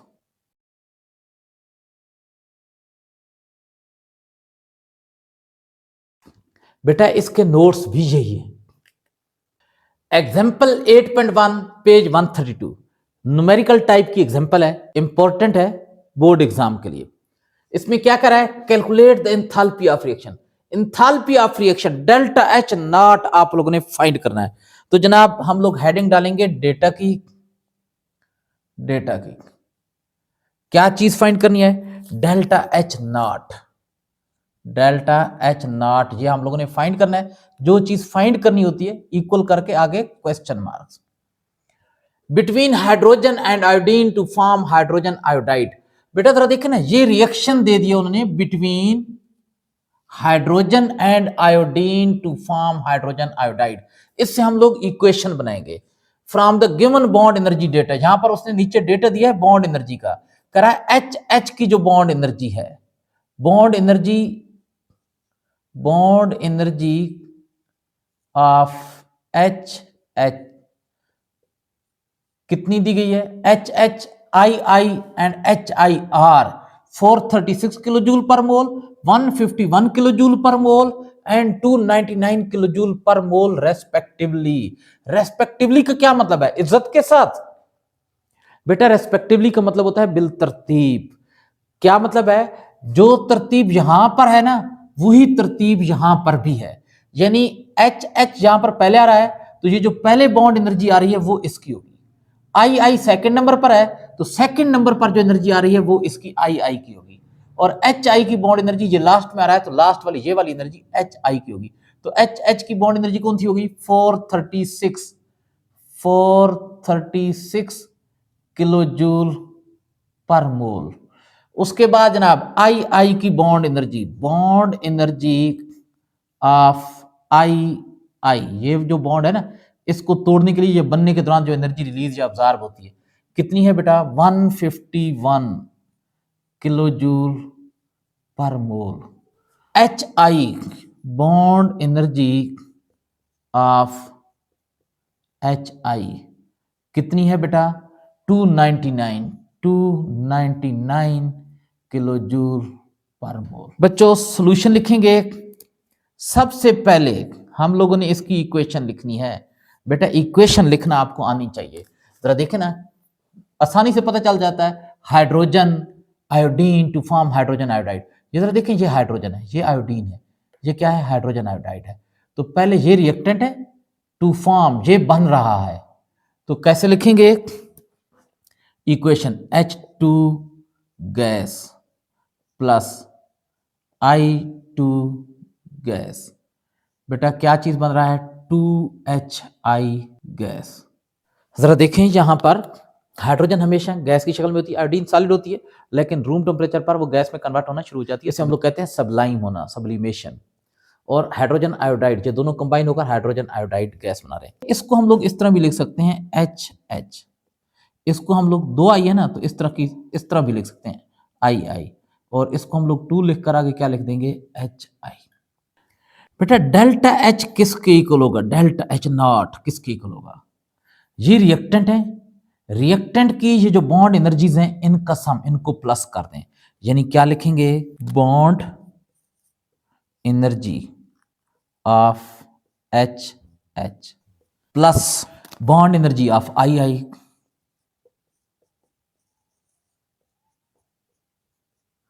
यानी रिएक्टेंट की बॉन्ड एनर्जी को प्लस कर दें, उसमें से माइनस कर दें प्रोडक्ट की बॉन्ड एनर्जी। प्रोडक्ट की बॉन्ड एनर्जी कितनी है बेटा, 2 लिखेंगे, और बॉन्ड एनर्जी ऑफ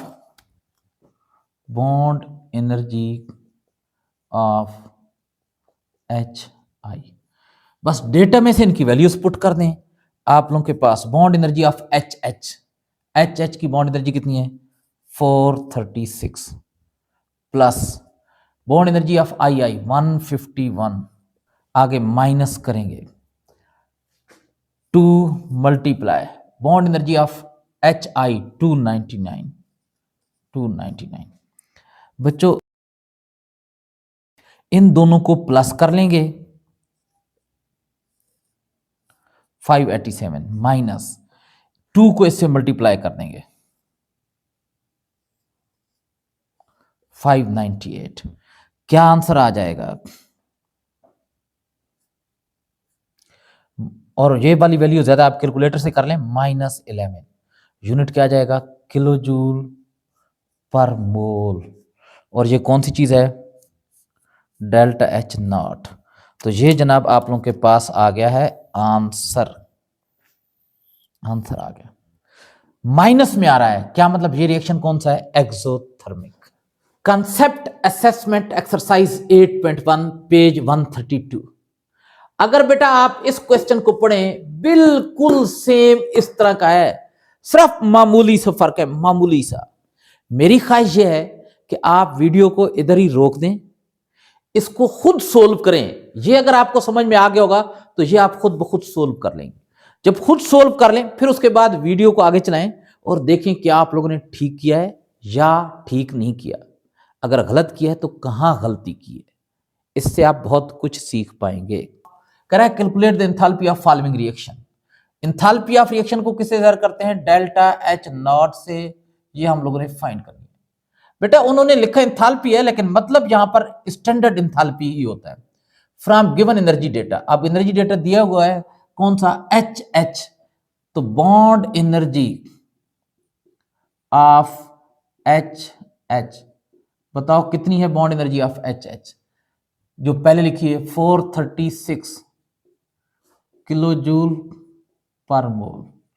उसके बाद है bond energy of F F, जरा देखिए यहां पर आई था, यहां पर कौन सा आ गया, एफ एफ। कितनी है बॉन्ड एनर्जी, 155 किलो जूल पर मोल। उसके बाद करा है and H F, bond energy of H F कितनी है बेटा, 567 किलो जूल पर मोल। बच्चों सोल्व करेंगे, सबसे पहले आप लोगों ने इक्वेशन लिखनी है। बेटा ये दो रिएक्टेंट है जो सेम है, और ये क्या है, प्रोडक्ट है। डिफरेंट वाला प्रोडक्ट, सेम वाला जिसमें दो सेम एटम होते हैं वो रिएक्टेंट।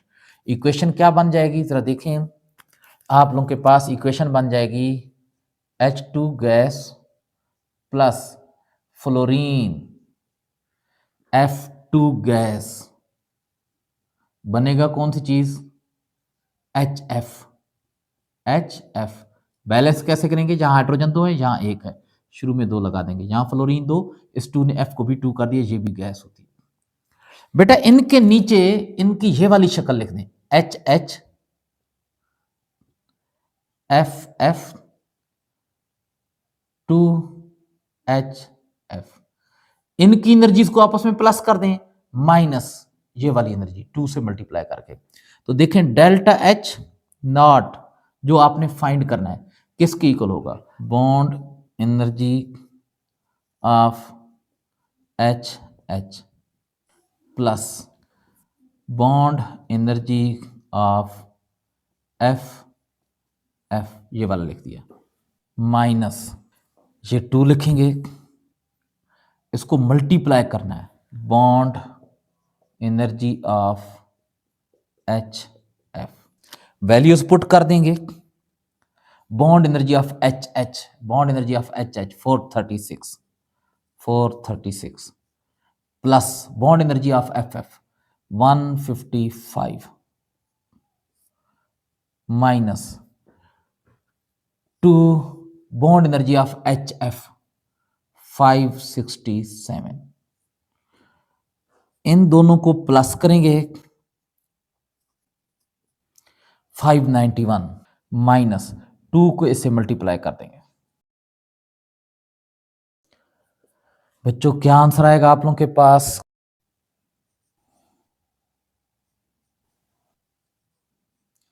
माइनस 543, यूनिट क्या आ जाएगी? किलो जूल पर मोल। ये आपके पास आ गया डेल्टा एच नॉट, और यही बच्चों आप लोगों का आंसर है।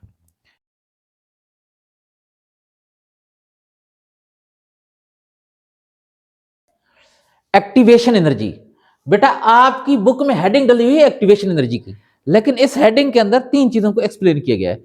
सबसे पहले जो बात एक्सप्लेन की गई है वो बड़ी ही कॉमन बात है, जो हम लोग इस चैप्टर के अंदर बार बार रिपीट कर चुके हैं। वो ये है कि केमिकल रिएक्शन के दौरान 2 काम होते हैं, पुराने वाले बॉन्ड टूटते हैं, नए वाले बॉन्ड बनते हैं, breaking of old bond and formation of new bond. और बेटा साथ ये भी लिखा हुआ है, these changes are accompanied with the change of energy, कि इन चेंजेस के दौरान एनर्जी भी चेंज होती है। कौन सी चेंजेस के दौरान? यानी बॉन्ड ब्रेकिंग और बॉन्ड फॉर्मेशन के दौरान एनर्जी में भी चेंज आती है। हम पढ़ चुके हैं बॉन्ड ब्रेकिंग के दौरान एनर्जी कंज्यूम होती है, अब्जॉर्ब होती है, और बॉन्ड फॉर्मेशन के दौरान एनर्जी रिलीज होती है। पहली बात तो ये थी। दूसरी बात जो है ना बेटा वो कोलिजन थ्योरी है, और तीसरी बात एक्टिवेशन एनर्जी है। कोलिजन थ्योरी बेटा ये एक ऐसी थ्योरी है जो रिएक्शन काइनेटिक्स को एक्सप्लेन करती है। किस चीज को?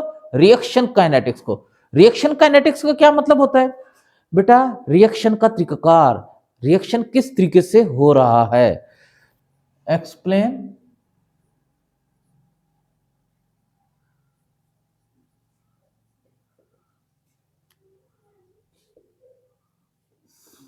काइनेटिक्स। अब बेटा इस थ्योरी के मुताबिक रिएक्शन किस तरीके से होता है?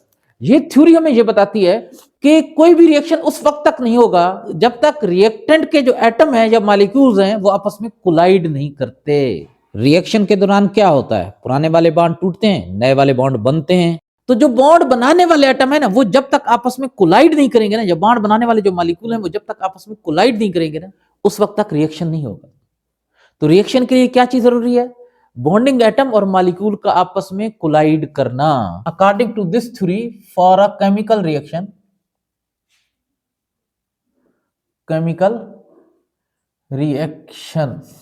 बॉन्डिंग एटम्स और molecules must collide with each other। अब बेटा कोलिजन की टाइप्स, रिएक्शन के दौरान 2 किस्म के कोलिजन होते हैं, एक कहलाते हैं इनइफेक्टिव कोलिजन और दूसरे कहलाते हैं effective collision. Ineffective collision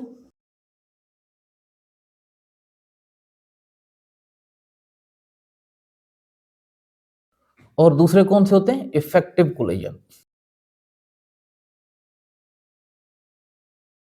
ineffective collision बेटा नाम से पता चल रहा है, इनइफेक्टिव कोलिजन क्या मतलब है? ऐसे कोलिजन जिनका कोई इफेक्ट नहीं होता। क्या मतलब कोई इफेक्ट नहीं होता? इनके दौरान कोई रिएक्शन नहीं होता। No reaction take place as a result of these collisions. No reaction take place as a result of these reactions. जैसे अब जरा देखें ना, यहां पर ये एक मॉलिक्यूल है, ये दूसरा मॉलिक्यूल है, ये मॉलिक्यूल भी डाई एटॉमिक है, 2 एटम से बना हुआ है। जैसे जरा देखें ना, 2 एटम आपको नजर आ रहे हैं, एक एटम को हम लोगों ने नाम दिया ए, दूसरे एटम को भी ए का नाम दिया। अब ये भी 2 एटम है, एक को बी का नाम दिया, दूसरे को बी का नाम दिया। ये एक मॉलिक्यूल बन गया, ये दूसरा मॉलिक्यूल। अब जरा देखें, ये एरो बता रहा है कि ये मॉलिक्यूल उस तरफ को मूव कर रहा है, ये मॉलिक्यूल इस तरफ को मूव कर रहा है। दोनों जब एक दूसरे की साइड पर मूव करेंगे, कोलाइड करेंगे। अब यहां पर ये इनके दरमियान कोलिजन हो गया, कोलिजन के बाद फिर दोबारा ये अलग अलग हो गए। क्या मतलब कोई नए बॉन्ड बने नहीं है, पुराने वाले बॉन्ड टूटे नहीं है, तो रिएक्शन नहीं हुआ। तो ये वाला कोलिजन कौन सा कहलाएगा? Ineffective collision. और इफेक्टिव कोलिजन, अब आप खुद बता सकते हैं इफेक्टिव कोलिजन कौन से होते हैं। भाई इनइफेक्टिव के दौरान तो कोई रिएक्शन नहीं होता, तो इफेक्टिव के दौरान क्या होगा? रिएक्शन होता है। Reaction take place during this collision. अब जरा देखें ना बेटा, यहां पर ये एक मॉलिक्यूल है ए, ये दूसरा मॉलिक्यूल है बी, इन दोनों ने यहां पर आपस में कोलाइड किया। कोलाइड करने के बाद आप जरा देखें ना क्या हुआ। पहले ए और ए के दरमियान बॉन्ड था, बी और बी के दरमियान था। अब यहां पर किसके दरमियान बॉन्ड बन गया? ए और बी के दरमियान, फिर ए और बी के दरमियान। क्या मतलब? पुराने वाले बॉन्ड जो इस ए और इस ए के दरमियान था बॉन्ड, वो टूट गया। जो इस बी और इस बी के दरमियान बॉन्ड था, वो टूट गया। ओल्ड बॉन्ड ब्रेक हो गए। अब जरा देखें, नए बॉन्ड बन गए ए और बी के दरमियान, ए और बी के दरमियान बॉन्ड बन गए। तो जब पुराने वाले बॉन्ड टूटे, नए वाले बॉन्ड बन जाए, तो हम लोग क्या कहते हैं? रिएक्शन हुआ। तो इस कोलिजन के दौरान रिएक्शन हुआ है। ये वाला कोलिजन कौन सा कोलिजन कहलाएगा? इफेक्टिव कोलिजन कहलाएगा। अब बेटा क्या वजह है कि कुछ कोलिजन इनइफेक्टिव होते हैं, कुछ इफेक्टिव होते हैं? बेटा इफेक्टिव कोलिजन के लिए ना दो शराइत हैं। कितनी शराइत हैं? दो शराइत हैं। एक है एनर्जी ऑफ कोलाइडिंग पार्टिकल और दूसरा है direction of colliding particle. Condition for effective collision, energy of colliding और दूसरी शर्त क्या है?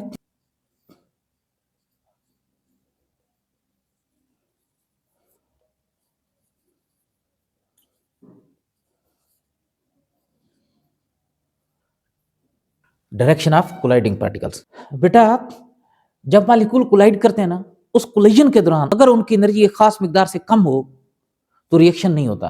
क्या मतलब? वो कोलिजन कौन से होते हैं? Ineffective collision. क्यों एनर्जी की जरूरत होती है इफेक्टिव कोलिजन के लिए?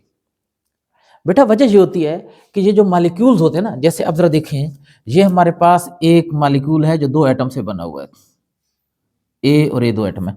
अब ये एटम के सेंटर में तो न्यूक्लियस होते हैं, बाहर कौन सी चीज होती है बेटा? इलेक्ट्रॉन, इलेक्ट्रॉनिक क्लाउड होता है। ये इलेक्ट्रॉनिक क्लाउड है। अब दूसरा ये मॉलिक्यूल है बी, और बी दो एटम से बना हुआ है, बी और बी दो एटम से बना हुआ। इसके गिर्द भी कौन सी चीज है बेटा? इलेक्ट्रॉनिक क्लाउड है। अब पता है ना, इलेक्ट्रॉन एटम या मॉलिक्यूल के बाहर होते हैं, ऑर्बिट के अंदर होते हैं।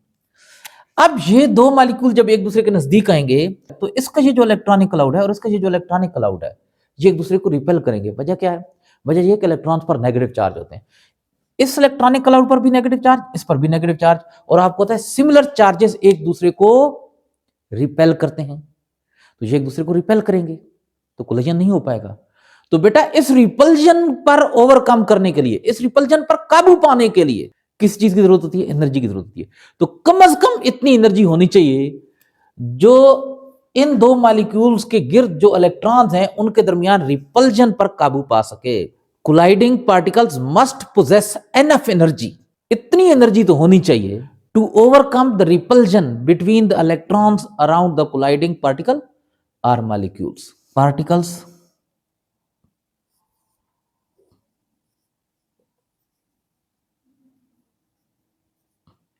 must possess enough energy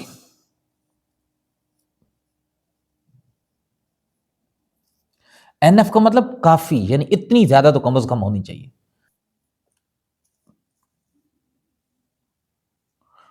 to overcome the repulsion between electrons, या आप इलेक्ट्रॉनिक क्लाउड लिख दें, around colliding atoms or molecules.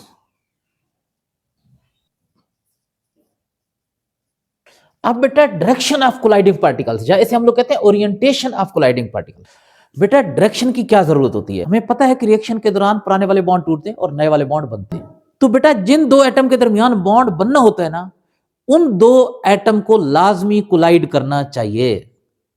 यानी डायरेक्शन इस तरीके से हो मॉलिक्यूल की कि जिन दो एटम के दरमियान नए बॉन्ड ने बनना होता है ना, उन एटम को एक दूसरे के साथ कोलाइड करना चाहिए। जैसे जरा देखें ना, यहां पर इस सूरत हाल में देखें, यहां पर ये एक मालिक्यूल है, दो ए एटम के दरमियान, ये दूसरा मालिक्यूल है। अब यहां पर इस ए और इस बी ने आपस में बॉन्ड बनाना है, इस ए और इस बी ने आपस में बॉन्ड बनाना है। अगर इस डायरेक्शन में टकराएंगे, जैसे यहां पर इस वक्त इनकी ओरिएंटेशन है, तो क्या होगा कि एक ए और एक बी तो आपस में टकराएंगे जिन्होंने बॉन्ड बनाना है, लेकिन दूसरा ये वाला ए और ये वाला बी आपस में कोलाइड नहीं करेंगे। हालांकि बॉन्ड तो इसने और इसने भी आपस में बनाना था। तो क्या मतलब ये राइट डायरेक्शन नहीं है। एक मालिक्यूल के वो सारे एटम दूसरे मालिक्यूल के उन एटम से जिनके साथ उन्हें बॉन्ड बनाना होता था, वो आपस में कोलाइड नहीं कर रहे, लिहाजा कोई रिएक्शन नहीं हुआ। ये कौन से कोलिजन हो गए? इनइफेक्टिव। लेकिन इसमें जरा देखें, ये डायरेक्शन बिल्कुल ठीक डायरेक्शन है। इसमें क्या होगा, ये वाला ए और ये वाला बी, इन्होंने आपस में बॉन्ड बनाना था, तो ये कोलाइडिंग मोमेंट के दरमियान जिस लम्हे कोलिजन हो रहा होगा, उस वक्त ये आपस में कोलाइड करेंगे। और इस ए और इस बी ने आपस में बॉन्ड बनाना है, तो ये क्या करेंगे? आपस में कोलाइड करेंगे। अब जरा देखें ना, यहां पर क्या हो रहा है, ये वाला ए और ये वाला बी आपस में कोलाइड कर रहे हैं, ये वाला ए और ये वाला बी आपस में कोलाइड कर रहे हैं। इस ए ने इस बी के साथ बॉन्ड बनाना है, इस ए ने इस बी के साथ बॉन्ड बनाना है। तो जिन एटम ने आपस में बॉन्ड बनाना है, वो आपस में क्या कर रहे हैं? कोलाइड कर रहे हैं। और इस कोलिजन के रिजल्ट के तौर पर बेटा क्या हुआ है, इस ए ने बी के साथ बॉन्ड बना लिया, इस ए ने बी के साथ बॉन्ड बना दिया, नए बॉन्ड बन गए, तो पुराने वाले बॉन्ड खुद ब खुद क्या हो गए? टूट गए। प्रोडक्ट बन गया। रिएक्टेंट किस में कन्वर्ट हो गया? प्रोडक्ट में। क्या मतलब? रिएक्शन हुआ है। तो ये वाली जो ओरिएंटेशन है, ये वाली जो डायरेक्शन है, ये बिल्कुल ठीक डायरेक्शन है। तो डायरेक्शन का मतलब क्या है कि during the movement of collision, movement of collision क्या मतलब? जिस वक्त कोलिजन हो रहा होता है उस वक्त की बात कर रहा है, उस लम्हे की बात कर रहा है। मूवमेंट लम्हे को, वक्त को बोलते हैं। उस वक्त किस तरीके से कोलिजन होना चाहिए कि जो बॉन्डिंग एटम है ना, जिन्होंने आपस में नए बॉन्ड बनाने हैं, they must collide with each other. उन्हें एक दूसरे के साथ क्या करना चाहिए? लाजमी तौर पर कोलाइड करना चाहिए। राइट डायरेक्शन और orientation mean, right direction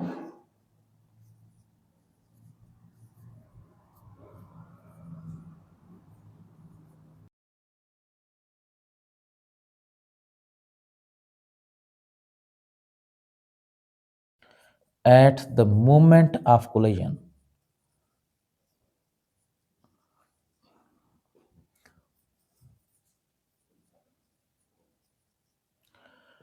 the bonding atoms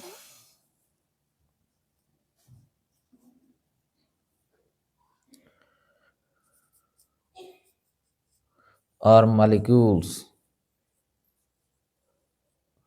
must collide with each other.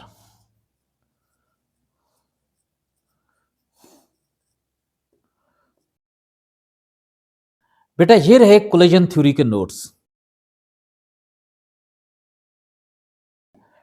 Activation energy, बेटा पहले मैं आप लोगों को एक्टिवेशन एनर्जी एक सिंपल सी एग्जांपल से समझा देता हूं ताकि आप लोगों के कंसेप्ट क्लियर हो जाए। फिर उसके बाद जिस तरीके से आपकी बुक में लिखा हुआ है ना, उस तरीके से ये मैंने नोट्स भी बना दी हैं एक्टिवेशन एनर्जी के, और उस तरीके से फिर बाद में आपको एक्सप्लेन भी कर दूंगा। लेकिन पहले इसको समझते हैं एक सिंपल सी एग्जांपल से। बेटा हम लोग एक रिएक्शन सपोज करते हैं। अब हम लोग सपोज करते हैं कि ये हमारे पास एक बीकर है, रिएक्शन हम लोग इस बीकर में करवा रहे हैं। इसके अंदर दो रिएक्टेंट हैं। कौन कौन से दो रिएक्टेंट हैं? जरा देखें, एक ये रिएक्टेंट है, इसको हम लोग नाम दे देते हैं ए रिएक्टेंट के पार्टिकल। और दूसरा बेटा ये वाला रिएक्टेंट है, इसको हम लोग नाम देते हैं कौन सा रिएक्टेंट? B reactant. बेटा ए और बी के काफी सारे पार्टिकल हैं इस बीकर के अंदर, लेकिन समझाने के लिए जस्ट मैंने सिर्फ दो पार्टिकल बना दिए।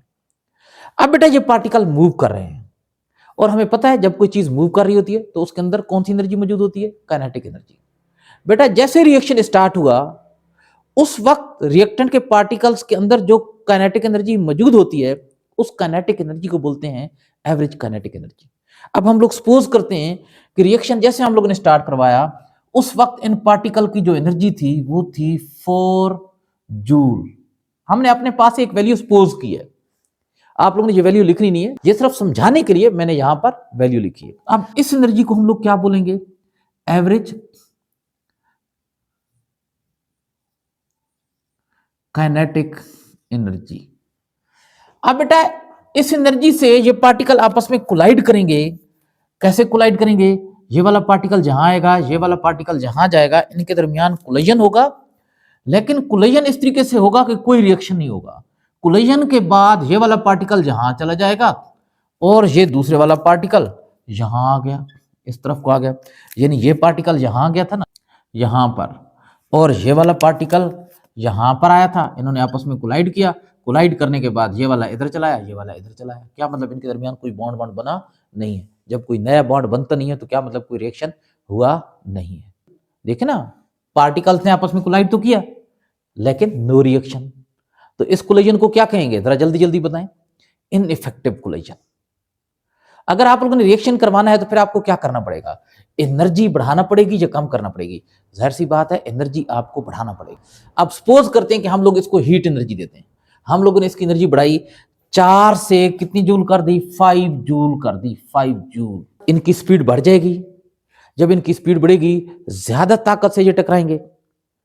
लेकिन बेटा अभी भी ये टकराए, कोलिजन हुआ, कोलिजन के बाद एक पार्टिकल एक तरफ को चला गया, दूसरा दूसरी तरफ को चला गया। क्या मतलब कोई रिएक्शन नहीं हुआ, अभी भी कोलिजन कौन सा है, इनइफेक्टिव। अब बच्चों आपने क्या काम करना है, और एनर्जी बढ़ा देनी है। अब आप लोगों ने एनर्जी बढ़ा दी, 6 जूल कर दी, तब भी कोई रिएक्शन नहीं हुआ। क्या मतलब है, इनइफेक्टिव कोलिजन। अच्छा अब आप लोग और एनर्जी बढ़ाएंगे, आप लोगों ने कितनी कर दी, 7 जूल, तब भी कोई रिएक्शन नहीं। आपने 8 जूल कर दी, तब भी कोई रिएक्शन नहीं। आपने 9 जूल कर दी, तब भी कोई रिएक्शन नहीं। आपने 10 जूल कर दी, तब भी कोई रिएक्शन नहीं। लेकिन जैसे आप लोगों ने 11 जूल एनर्जी की ना, तो इनकी स्पीड इतनी बढ़ गई थी कि ये जैसे आपस में टकराए, टकराने के बाद ये अलग अलग नहीं हुए, बल्कि क्या हुआ, इनके दरमियान बॉन्ड बन गया यहां पर। क्या मतलब रिएक्शन हो गया। अब बताएं इस एनर्जी पर जो कोलिजन है उनके रिजल्ट के तौर पर रिएक्शन हो रहा है। इन कोलिजन को क्या कहते हैं, इफेक्टिव कोलिजन।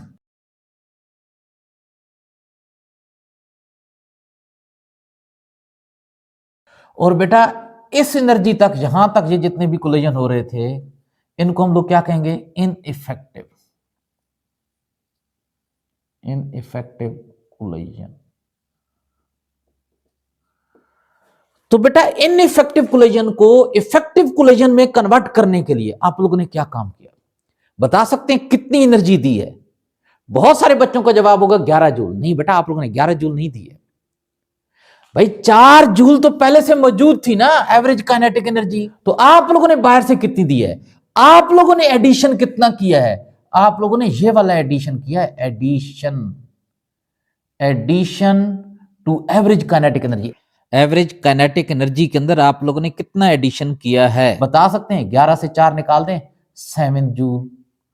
तो ये बेटा जो आप लोगों ने एडिशन किया है ना, ये वाली एनर्जी कहलाती है activation energy, activation energy.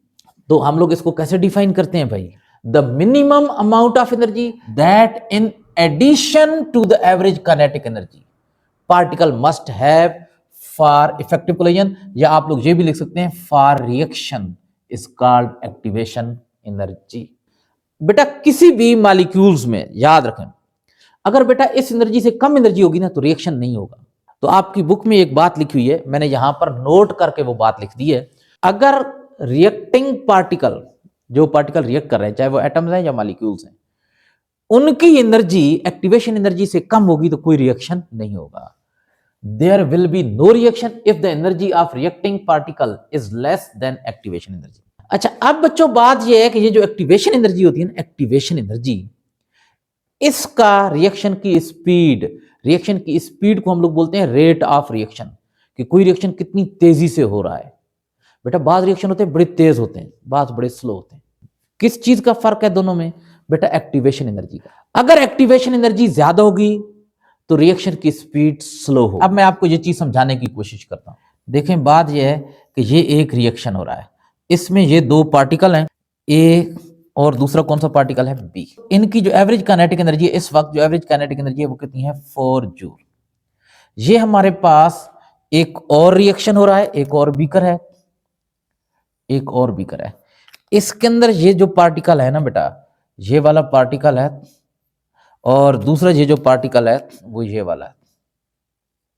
Reactant change हो गए हैं। इस रिएक्टेंट को हम लोगों ने क्या नाम दिया था, ए का, इसको क्या नाम दिया था, बी का। अब यहां पर कोई और रिएक्टेंट के नाम ले लेते हैं, जैसे सी लिख देते हैं, यहां पर डी लिख देते हैं, आप जो मर्जी नाम दे दें, इससे कोई फर्क नहीं पड़ता। और वैसे ये सारा काम आप लोगों ने अपने कहीं पेपर में करना नहीं है, सिर्फ समझाने के लिए मैं यहां पर ये काम कर रहा हूं। अब बच्चों इनकी भी एनर्जी इस वक्त कितनी है, 4 जूल। भाई दोनों का टेम्परेचर सेम है, रूम टेम्परेचर है 25 डिग्री सेंटीग्रेड, और आपको पता है काइनेटिक एनर्जी जो होती है, एवरेज काइनेटिक एनर्जी, वो टेम्परेचर पर डिपेंड कर रही होती है। तो एवरेज काइनेटिक एनर्जी दोनों की क्या है, एवरेज काइनेटिक एनर्जी दोनों की क्या है बेटा, 4 जूल है, दोनों की सेम। ये पार्टिकल जब टकराते हैं तो पता है इनका रिएक्शन किस वक्त होता है, 11 जूल पर। कितने पर, 11 जूल पर। और इनका रिएक्शन हो जाता है कितने, 7 जूल पर। 7 जूल पर रिएक्शन हो जाता है। अब बच्चों मुझे बताएं कि इसकी एक्टिवेशन एनर्जी बता सकते हैं कितनी हो जाएगी, इसकी एक्टिवेशन एनर्जी। एक्टिवेशन एनर्जी कैसे निकालते हैं बेटा, ये तो टोटल एनर्जी है ना जिस पर रिएक्शन हो रहा है, इससे एवरेज काइनेटिक एनर्जी निकाल दें, कितनी हो जाएगी, 11 से 4 निकाल दिया, 7 जूल। ये हो गई एक्टिवेशन एनर्जी। कितनी हो गई बेटा, 7 जूल। अब बताएं इसकी एक्टिवेशन एनर्जी कितनी हो जाएगी, इसकी एक्टिवेशन एनर्जी जरा बताएं, खुद बताएं ना, कैसे निकालेंगे भाई, कितनी हो जाएगी, 7 से ये 4 जूल निकाल दें, कितनी हो जाएगी, 3 जूल। इसकी एक्टिवेशन एनर्जी 3 जूल, और इसकी कितनी हो गई, मैं यहां पर लिख देता हूं 7 जूल। दोनों को आप लोगों ने एक साथ टेम्परेचर देना शुरू किया, एक ही आप लोगों ने बर्नर के ऊपर, चूल्हे के ऊपर दोनों को रख दिया, दोनों को टेम्परेचर आप बराबर दे रहे हैं। इसका 4 जूल से बढ़कर कितना हो जाएगा, 5 जूल, और इसका भी उसी दौरान कितना हो जाएगा, 5 जूल। दोनों का टेम्परेचर बराबर आपने बढ़ाया ना। तो आप बताएं क्या ये वाला रिएक्शन स्टार्ट होगा, नहीं होगा, क्योंकि इस रिएक्शन ने कहां स्टार्ट होना है, 11 जूल पर, और इसने कहां पर होना है, 7 जूल पर, नहीं होगा। अब मुझे बताएं आपने टेम्परेचर बढ़ाया और इसकी आप लोगों ने एनर्जी कर दी कितनी, 6 जूल। अब क्या ये रिएक्शन होगा, नहीं होगा। अब इसकी भी आपने एनर्जी कर दी 6 जूल, नहीं होगा रिएक्शन। अब बच्चों आपने और टेम्परेचर बढ़ाया, कितना कर दिया, 7 जूल। अब मुझे बताएं क्या ये रिएक्शन होगा, नहीं होगा, क्योंकि इसने किस पर होना है, 11 जूल पर। इसका टेम्परेचर आपने बढ़ाया, कितना कर दिया, 7 जूल। अब बताएं ये रिएक्शन होगा, जी बिल्कुल स्टार्ट हो जाएगा, क्योंकि इसकी एनर्जी इस एनर्जी के बराबर हो गई है, ये रिएक्शन होता ही 7 जूल पर है। तो ये रिएक्शन स्टार्ट हो गया और ये अभी टच से मस नहीं हुआ। अब आप क्या काम करेंगे, और टेम्परेचर बढ़ाएंगे, 8 जूल करेंगे। ये स्टार्ट नहीं होगा 8 जूल पर भी, लेकिन जैसे 8 जूल करेंगे तो इसकी स्पीड और बढ़ जाएगी। अब मुझे बताएं अगर आप लोग और टेम्परेचर बढ़ाते हैं, 9 जूल कर देते हैं, तब भी ये स्टार्ट नहीं होगा, लेकिन 9 जूल पर इसकी स्पीड और ज्यादा हो चुकी होगी। अब अगर आप लोग 10 जूल करते हैं तब भी ये स्टार्ट नहीं होगा, लेकिन इसकी स्पीड कहां पहुंच चुकी होगी, बहुत ज्यादा। अब मुझे बताएं अगर आप 11 जूल करते हैं तब जाकर ये स्टार्ट होना शुरू होगा, लेकिन 11 जूल पर यह पत्नी कहां पहुंच चुका होगा। तो बताएं कौन सा फास्ट है, ये वाला फास्ट है, ये बहुत जल्दी स्टार्ट हो गया, और ये वाला क्या है, स्लो है, स्लो है। तो बताएं कौन सा फास्ट है, जिसकी एक्टिवेशन एनर्जी 3 जूल यानी कम है, और जिसकी एक्टिवेशन एनर्जी 7 जूल यानी ज्यादा है, वो स्लो है। तो एक्टिवेशन एनर्जी ज्यादा हो तो रेट स्लो होता है। जरा देखें यही बात मैंने लिख दी है, higher will be the activation energy, lower will be the rate of reaction, higher will be the activation energy. Activation energy अगर हायर होगी, ज्यादा होगी, lower will be the rate of reaction, reaction का रेट लो होगा। Rate लो होने क्या मतलब, reaction slow होगा, रेट का मतलब स्पीड, स्पीड लो है क्या मतलब, स्लो है। And vice versa, vice versa का मतलब होता है इसका उल्ट, यानी lower will be the activation energy, higher will be the rate of reaction. अब बेटा ये डायग्राम लाजमी बना देनी है, यही नोट्स हैं एक्टिवेशन एनर्जी के, ये डायग्राम है। जरा देखें, इसको हम लोग बोलते हैं एनर्जी डायग्राम या एक्टिवेशन एनर्जी डायग्राम। जब भी ग्राफ बनाते हैं तो आपको पता है 2 एक्सिस बनाते हैं, ये वाला एक्स एक्सिस, ये वाला कौन सा, वाई एक्सिस। वाई एक्सिस पर हम लोगों ने ली है एनर्जी, ये एक्टिवेशन एनर्जी नहीं है, जस्ट एनर्जी है। ऊपर एरो लगाया ना, क्या मतलब एनर्जी बढ़ती जा रही है, और ये एनर्जी की यूनिट लिखती है किलो जूल पर मोल। और एक्स एक्सिस पर हम लोगों ने क्या लिखा है, टाइम। बेटा यहां पर रिएक्टेंट, रिएक्टेंट ऊपर बनाए क्या मतलब रिएक्टेंट की एनर्जी ज्यादा है, प्रोडक्ट नीचे बनाए क्या मतलब प्रोडक्ट की एनर्जी कम है। अब बच्चों ये ग्राफ जरा देखें, ऊपर रिएक्शन इस जगह से स्टार्ट हुआ, इस जगह से, इसके बाद खुद ब खुद किस में कन्वर्ट होना शुरू हो गए, प्रोडक्ट में। रिएक्टेंट के अपने अंदर जो पहले से एनर्जी थी, यहां पर इस लेवल पर ये वाली जो एनर्जी है ना, ये वाली जो लाइन है, ये एवरेज काइनेटिक एनर्जी को शो कर रही है। ये बेटा जो एवरेज काइनेटिक एनर्जी के ऊपर ये जो इजाफा किया है ना, ये वाला जो इजाफा है, ये कहलाएगा activation energy, addition to average kinetic energy. तो ये वाली एनर्जी बेटा क्या कहलाती है, एक्टिवेशन एनर्जी। और बेटा ये रिएक्टेंट और प्रोडक्ट की जो एनर्जी है, इनके दरमियान ये जो फर्क है ना, ये वाला कहलाता है enthalpy change during a chemical reaction. इसको हम लोग डेल्टा एच से ज़ाहिर करते हैं। पढ़ चुके हैं आप लोग enthalpy change during a chemical reaction को। कैटलिस्ट, कैटलिस्ट क्या है बेटा? ये केमिकल सब्सटेंसेस होते हैं। केमिकल सब्सटेंसेस क्या मतलब? या तो कोई एलिमेंट होगा या कोई कंपाउंड होगा। बेटा ये क्या काम करते हैं? ये रिएक्शन की स्पीड को बढ़ा देते हैं। Increase the rate of reaction. Rate का क्या मतलब? स्पीड को। या दूसरे लफ्जों में हम लोग ये कह सकते हैं कि they accelerate the chemical reaction. Accelerate, accelerator तो देखा हुआ ना, गाड़ी का एक्सेलरेटर होता है ना, और बाइक का या कार का एक्सेलरेटर होता है ना। जब आप लोग चला रहे हो और आगे से कोई बंदा आ जाए यकदम, तो आप लोग क्या करते हैं? एक्सेलरेटर दबा देते हैं, नहीं ब्रेक दबाते हैं। एक्सेलरेटर क्या काम करता है? स्पीड को बढ़ा देता है। तो कैटलिस्ट भी रिएक्शन की स्पीड को बढ़ा देते हैं। लेकिन इनकी एक खूबी है बेटा, रिएक्शन के एंड पर ये वैसे के वैसे जैसे पहले थे ना, वैसे के वैसे बच जाते हैं। इनके अंदर कोई चेंज नहीं आती। रिएक्शन के एंड पर हम लोग इन्हें निकाल लेते हैं, हम इन्हें रिकवर कर लेते हैं और दोबारा फिर इन्हें रिएक्शन में इस्तेमाल करते हैं। Catalyst are the substances that accelerate chemical reactions. Catalyst ऐसे सब्सटेंसेस होते हैं जो एक्सेलरेट, स्पीड बढ़ा देते हैं केमिकल रिएक्शन की। आप लोग एक्सेलरेट की जगह ये भी लिख सकते हैं that increases the rate of chemical reaction.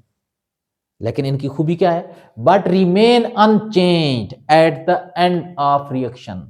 Reaction के आखिर पर ये अनचेंज होते हैं, इनके अंदर कोई तब्दीली नहीं आई हुई होती। और बेटा ये फिनोमेना जिसमें कैटलिस्ट रिएक्शन की स्पीड को बढ़ा देता है, इस फिनोमेना को बोलते हैं catalysis. And this phenomena is called catalysis. इस फिनोमेना को कैटालाइसिस कहते हैं। How catalyst accelerate a chemical reaction? ये क्वेश्चन पूछा जा सकता है, कैटलिस्ट रिएक्शन की स्पीड को कैसे बढ़ाते हैं? बेटा अभी थोड़ी देर पहले हम लोगों ने एक्टिवेशन एनर्जी पढ़ी थी और वहां पर हम लोगों ने ये पढ़ा था कि वो केमिकल रिएक्शन जिनकी एक्टिवेशन एनर्जी ज्यादा होती है उनकी स्पीड कम होती है, और जिनकी एक्टिवेशन एनर्जी कम होती है उनका रेट, उनकी स्पीड ज्यादा होती है।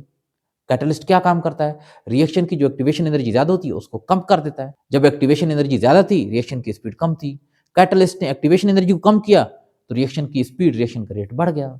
तो हम लोग कहते हैं कि ये एक न्यू मैकेनिज्म प्रोवाइड करता है रिएक्शन को। एक रिएक्शन का तरीकाकार ही चेंज कर देता है, और वो नया तरीकाकार कौन सा होता है? उसमें एक्टिवेशन एनर्जी कम होती है। कैटलिस्ट प्रोवाइड करता है, मुहैया करता है new mechanism for the reaction. Reaction को एक नया मैकेनिज्म, एक नए तरीके से रिएक्शन ये करवाता है विद लो एक्टिवेशन एनर्जी। वो जो नया मैकेनिज्म होता है उसकी खूबी क्या होती है? उसमें रिएक्शन की एक्टिवेशन एनर्जी कम हो जाती है। जैसे एक्टिवेशन एनर्जी कम हुई, रेट बढ़ गया। या हम लोग ये भी कह सकते हैं, आर इन अदर वर्ड्स, दूसरे लफ्जों में हम क्या कहेंगे? Catalyst increases the rate of reaction.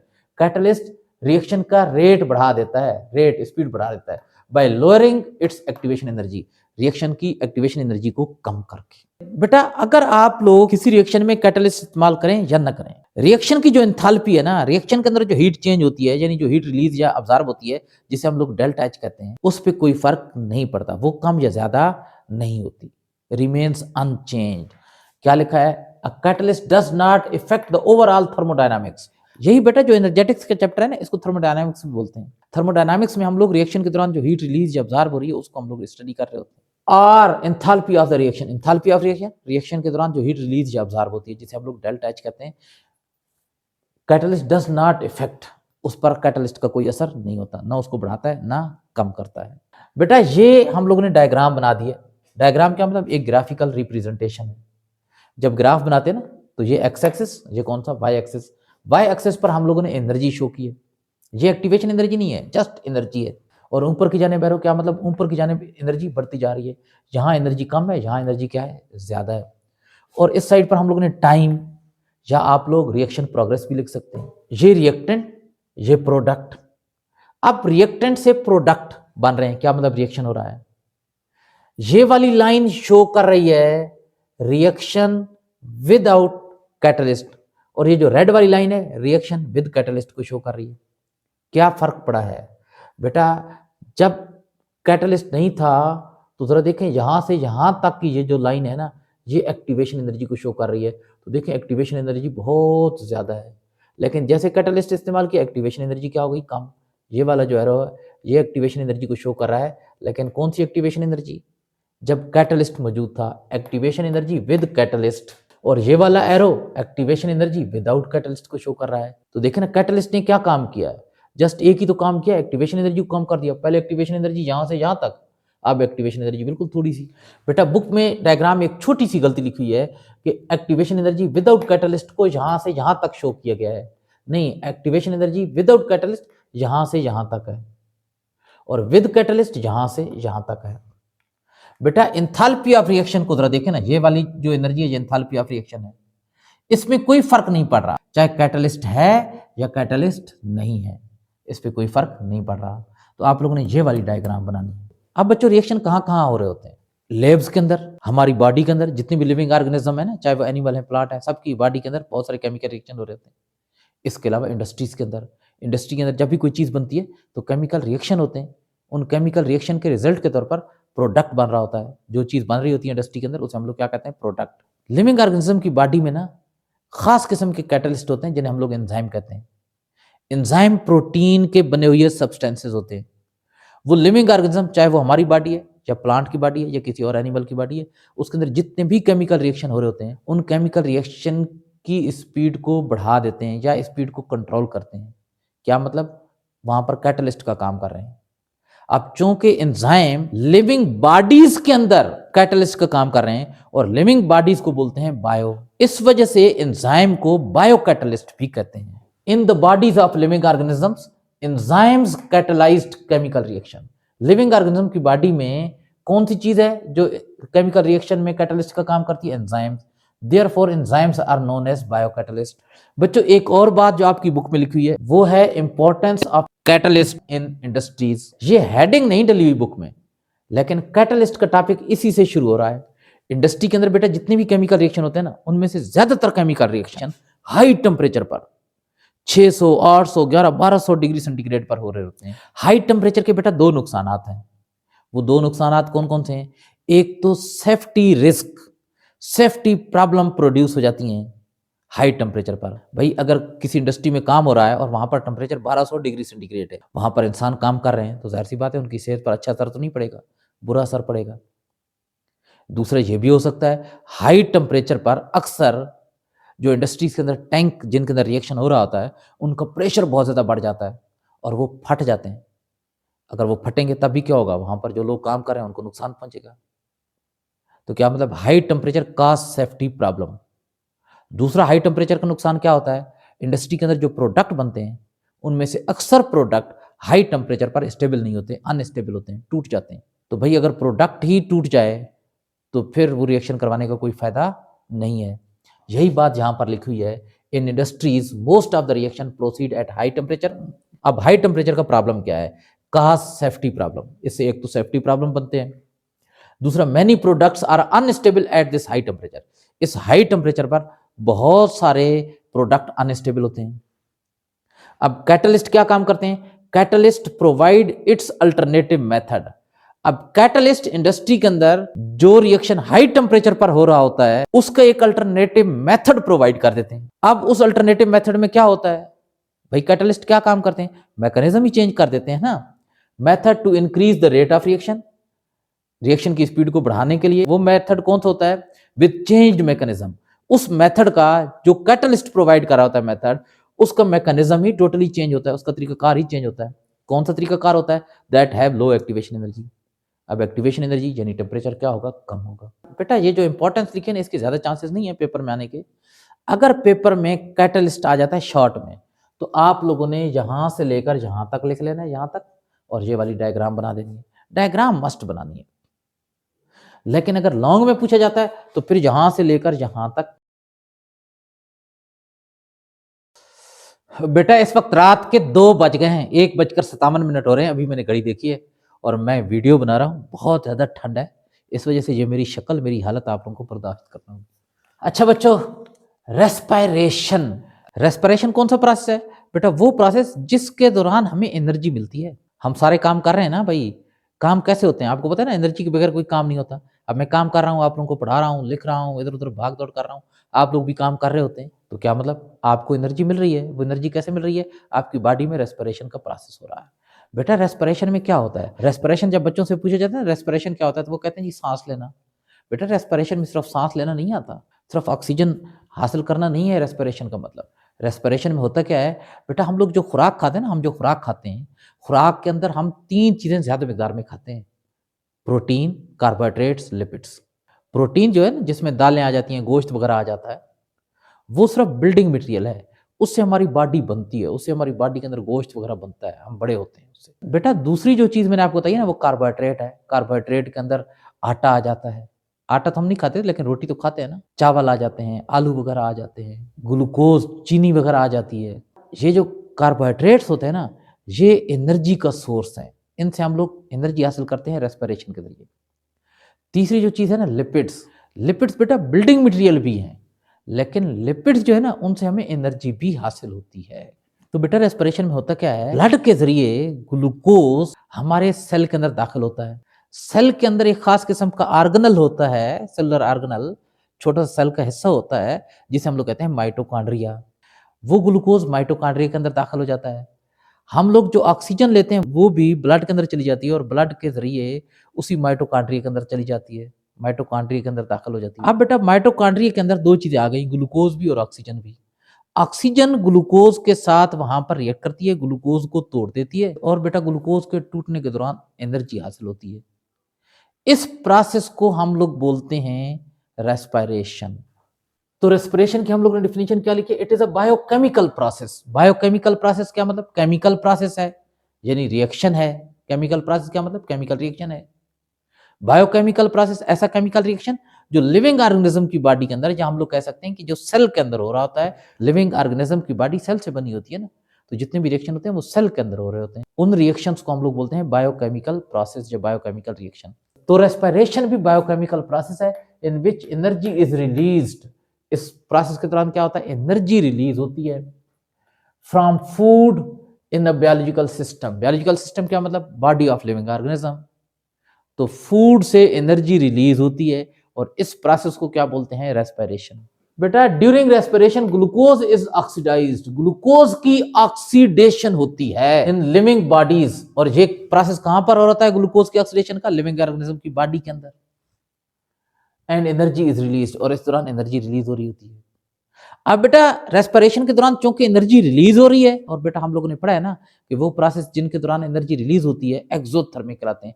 तो रेस्पिरेशन एक एक्सोथर्मिक प्रोसेस है।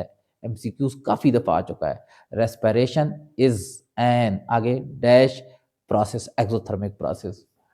बेटा टाइप्स ऑफ रेस्पिरेशन, रेस्पिरेशन 2 किस्म का होता है, एरोबिक और एन एरोबिक। एरोबिक क्या मतलब, जिसके लिए ऑक्सीजन की जरूरत होती है। एन एरोबिक जिसके लिए ऑक्सीजन की जरूरत नहीं होती। अच्छा याद रखें कि एन एरोबिक अगर इस तरह लिखा जाए ना, एन अलग और एरोबिक अलग, एरोबिक अलग, तो इसका मतलब एरोबिक होता है, इसका मतलब एक है, एक एरोबिक प्रोसेस। ये पेपर में इस तरीके से बहुत दफा आता है, what is an aerobic process. तो बेटा अगर गैप है तो इसका मतलब ये वाला एन एरोबिक नहीं है, ये वाला एरोबिक प्रोसेस है। और अगर एक साथ लिखा जाए एन एरोबिक प्रोसेस तो फिर ये वाला एन एरोबिक प्रोसेस बन जाता है। तो एरोबिक प्रोसेस कौन सा होता है, जिसमें बेटा ऑक्सीजन की जरूरत होती है ग्लूकोज को ऑक्सीडाइज करने के लिए, ग्लूकोज की ब्रेक डाउन करने के लिए, ताकि उससे एनर्जी रिलीज हो सके। और बेटा एन एरोबिक कौन सा होता है, जिसमें ऑक्सीजन के बगैर, ऑक्सीजन की जरूरत नहीं होती ग्लूकोज को तोड़ने के लिए। ग्लूकोज को क्यों तोड़ना है, ताकि उससे एनर्जी हासिल हो। एरोबिक रेस्पिरेशन की हम लोगों ने जो डेफिनेशन लिखी है, it is the respiration that requires oxygen. इसके लिए ऑक्सीजन की जरूरत होती है to break down glucose, glucose को तोड़ने के लिए, ग्लूकोज की ऑक्सीडेशन के लिए, टू रिलीज एनर्जी, ताकि उससे क्या की जा सके, एनर्जी रिलीज की जा सके। एन एरोबिक रेस्पिरेशन, एन जब लग जाता है ना तो उल्ट हो जाता है, एरो एयर से निकला हुआ है, एयर के अंदर ऑक्सीजन होती है, यानी ऑक्सीजन के बगैर। It is the respiration that does not require oxygen. ये वो प्रोसेस होता है, ये वो रेस्पिरेशन है जिसके दौरान ऑक्सीजन की जरूरत नहीं होती to break down glucose, glucose को तोड़ने के लिए, टू रिलीज एनर्जी, ताकि एनर्जी रिलीज की जा सके। यानी इसमें ऑक्सीजन लाजमी है, ऑक्सीजन की जरूरत होती है, इसमें ऑक्सीजन की जरूरत नहीं होती। अब इसकी इक्वेशन क्या लिखेंगे, ग्लूकोज के साथ ऑक्सीजन रिएक्ट करेगी, ग्लूकोज प्लस ऑक्सीजन क्या चीज बनती है बेटा, कार्बन डाइऑक्साइड, वाटर, और साथ साथ एनर्जी रिलीज होती है। लेकिन इसमें ग्लूकोज के साथ कोई ऑक्सीजन रिएक्ट नहीं कर रही। अब इसमें न तो कार्बन डाइऑक्साइड बनेगी न वाटर बनेगा, कार्बन डाइऑक्साइड और वाटर की जगह इसमें क्या बनता है, लैक्टिक एसिड, और साथ क्या बनती है, एनर्जी। इसमें लैक्टिक एसिड नहीं बनता। आपकी बुक में रिव्यू क्वेश्चन में एक एमसीक्यूज दिया गया है, dash is not produced during an aerobic, an अलग लिखा हुआ है, एरोबिक रेस्पिरेशन, कि एक एरोबिक रेस्पिरेशन के दौरान कौन सी चीज नहीं बनती, लैक्टिक एसिड वहां पर ऑप्शन है। अगर इसको पूछ लिया जाए कि इसके दौरान कौन कौन सी चीजें नहीं बनती, तो कार्बन डाइऑक्साइड और वाटर नहीं बनता। बेटा एरोबिक रेस्पिरेशन अक्सर हमारी बॉडी के अंदर ना एरोबिक रेस्पिरेशन हो रहा होता है, हमारी बॉडी के अंदर ना ज्यादातर एरोबिक रेस्पिरेशन हो रहा होता है। एरोबिक रेस्पिरेशन के दौरान एनर्जी ज्यादा प्रोड्यूस होती है और एन एरोबिक रेस्पिरेशन के दौरान एनर्जी कम प्रोड्यूस होती है। It release more energy, it releases less amount of energy. बेटा इसी टॉपिक के अंदर ना एक और चीज दी गई है, लिपिड्स। अब लिपिड्स को आप लोगों ने रेस्पिरेशन के साथ नहीं लिखना, बुक में एक साथ लिखा हुआ है, लेकिन ये अलग से छोटी सी इंफॉर्मेशन दी गई है। लिपिड्स, लिपिड्स क्या होते हैं, जो हम लोग फैट्स खाते हैं, चर्बी वगैरह, यानी जिसमें कुकिंग ऑयल आ जाता है, घी वगैरह आ जाता है, गोश्त के अंदर भी अच्छी खासी फैट होती है। फैट हमारी बॉडी के अंदर स्टोर हो जाती है। बेटा फैट एक तो बिल्डिंग मटेरियल है ना, इससे हमारी बॉडी बनती है। Lipids are important substances for building the bodies of living organism, living organism की बॉडी को बिल्ड करते हैं। उसके अलावा बेटा ये जो लिपिड्स होते हैं ना, हमारी बॉडी के अंदर स्टोर हो जाते हैं। फैट, हम लोग कहते हैं ना बंदा भाई फैटी हो गया, मोटा हो गया, हम कहते हैं कि इसकी बॉडी के अंदर फैट इकट्ठी हो गई है। अब फैट जो है ना बेटा एनर्जी का भी सोर्स है। हम लोगों ने लिखा है lipids also act reserve energy source. Reserve क्या होता है भाई, जो बचा कर रखा होता है कि जब जरूरत पड़ेगी हम इसको इस्तेमाल करेंगे, तो रिजर्व एनर्जी सोर्स है। बॉडी ने इसको बचा कर रखा होता है कि जब जरूरत पड़ेगी ना, ग्लूकोज वगैरह से एनर्जी नहीं मिलेगी, तो फिर लिपिड को यूज कर लेंगे। और इनके अंदर पता है क्या, कार्बोहाइड्रेट के मुकाबले में बहुत ज्यादा एनर्जी होती है and can store very large amount of energy in living bodies. Living bodies के अंदर जो फैट होती है ना, वो काफी ज्यादा उसके अंदर एनर्जी स्टोर होती है। अच्छा, जब बेटा हम लोग बहुत ज्यादा एक्सरसाइज, लगातार एक्सरसाइज करते हैं या लगातार कोई फिजिकल काम कर रहे होते हैं ना, तो उस दौरान ग्लूकोज की ऑक्सीडेशन से हासिल होने वाली एनर्जी पूरी नहीं पड़ती भाई, कम पड़ जाती है। तो फिर उस दौरान एनर्जी पता है कहाँ से हासिल होती है, लिपिड की ऑक्सीडेशन होती है, और उस दौरान जो एनर्जी हासिल हो रही होती है वो भी हम लोग इस्तेमाल कर रहे होते हैं। इस वजह से कहते हैं ना कि अगर फैट बहुत ज़्यादा इकट्ठी हो गई है तो एक्सरसाइज करें, फिजिकल वर्क करें। फिजिकल वर्क के दौरान क्या होगा कि जो लिपिड्स यानी जो चर्बी वगैरह, जो फैट वगैरह इकट्ठी हो गई है, उसकी ऑक्सीडेशन होगी, वो एनर्जी में कन्वर्ट होती जाएगी, फैट कम होती जाएगी, वजन कम होता जाएगा, आप लोग स्लिम स्मार्ट होते जाएंगे। ड्यूरिंग हाई एक्सरसाइज और physical work, oxidation of glucose is not enough for energy. जब आप लोग हाई एक्सरसाइज करते हैं, बहुत ज़्यादा एक्सरसाइज करते हैं या बहुत ज़्यादा फिजिकल वर्क कर रहे होते हैं, फिजिकल वर्क क्या मतलब, जो आप लोग हाथ पाँव वगैरह से काम कर रहे होते हैं। एक तो होता है ना जनाब, बैठे बैठे आप टीवी देख रहे हैं, आप कहते हैं जी हम तो काम कर रहे हैं, खाना खा रहे हैं जी काम कर रहे हैं, नहीं, बहुत मुशक्क़त वाला जो काम होगा जिससे पसीना वगैरह आता है आप लोगों को। Oxidation of glucose is not enough for energy. Oxidation of glucose, glucose की ऑक्सीडेशन से, ग्लूकोज की रेस्पिरेशन से जो एनर्जी हासिल होती है इज नॉट एनफ, वो काफी नहीं होती। एट दिस स्टेज, इस दौरान क्या होता है, lipids are oxidized for energy. Lipids की ऑक्सीडेशन होती है और उससे क्या हासिल होती है, एनर्जी, और वो एनर्जी फिर हम लोग इस्तेमाल करते हैं। बेटा ये चैप्टर बाय बाय आप लोग, अल्लाह हाफिज।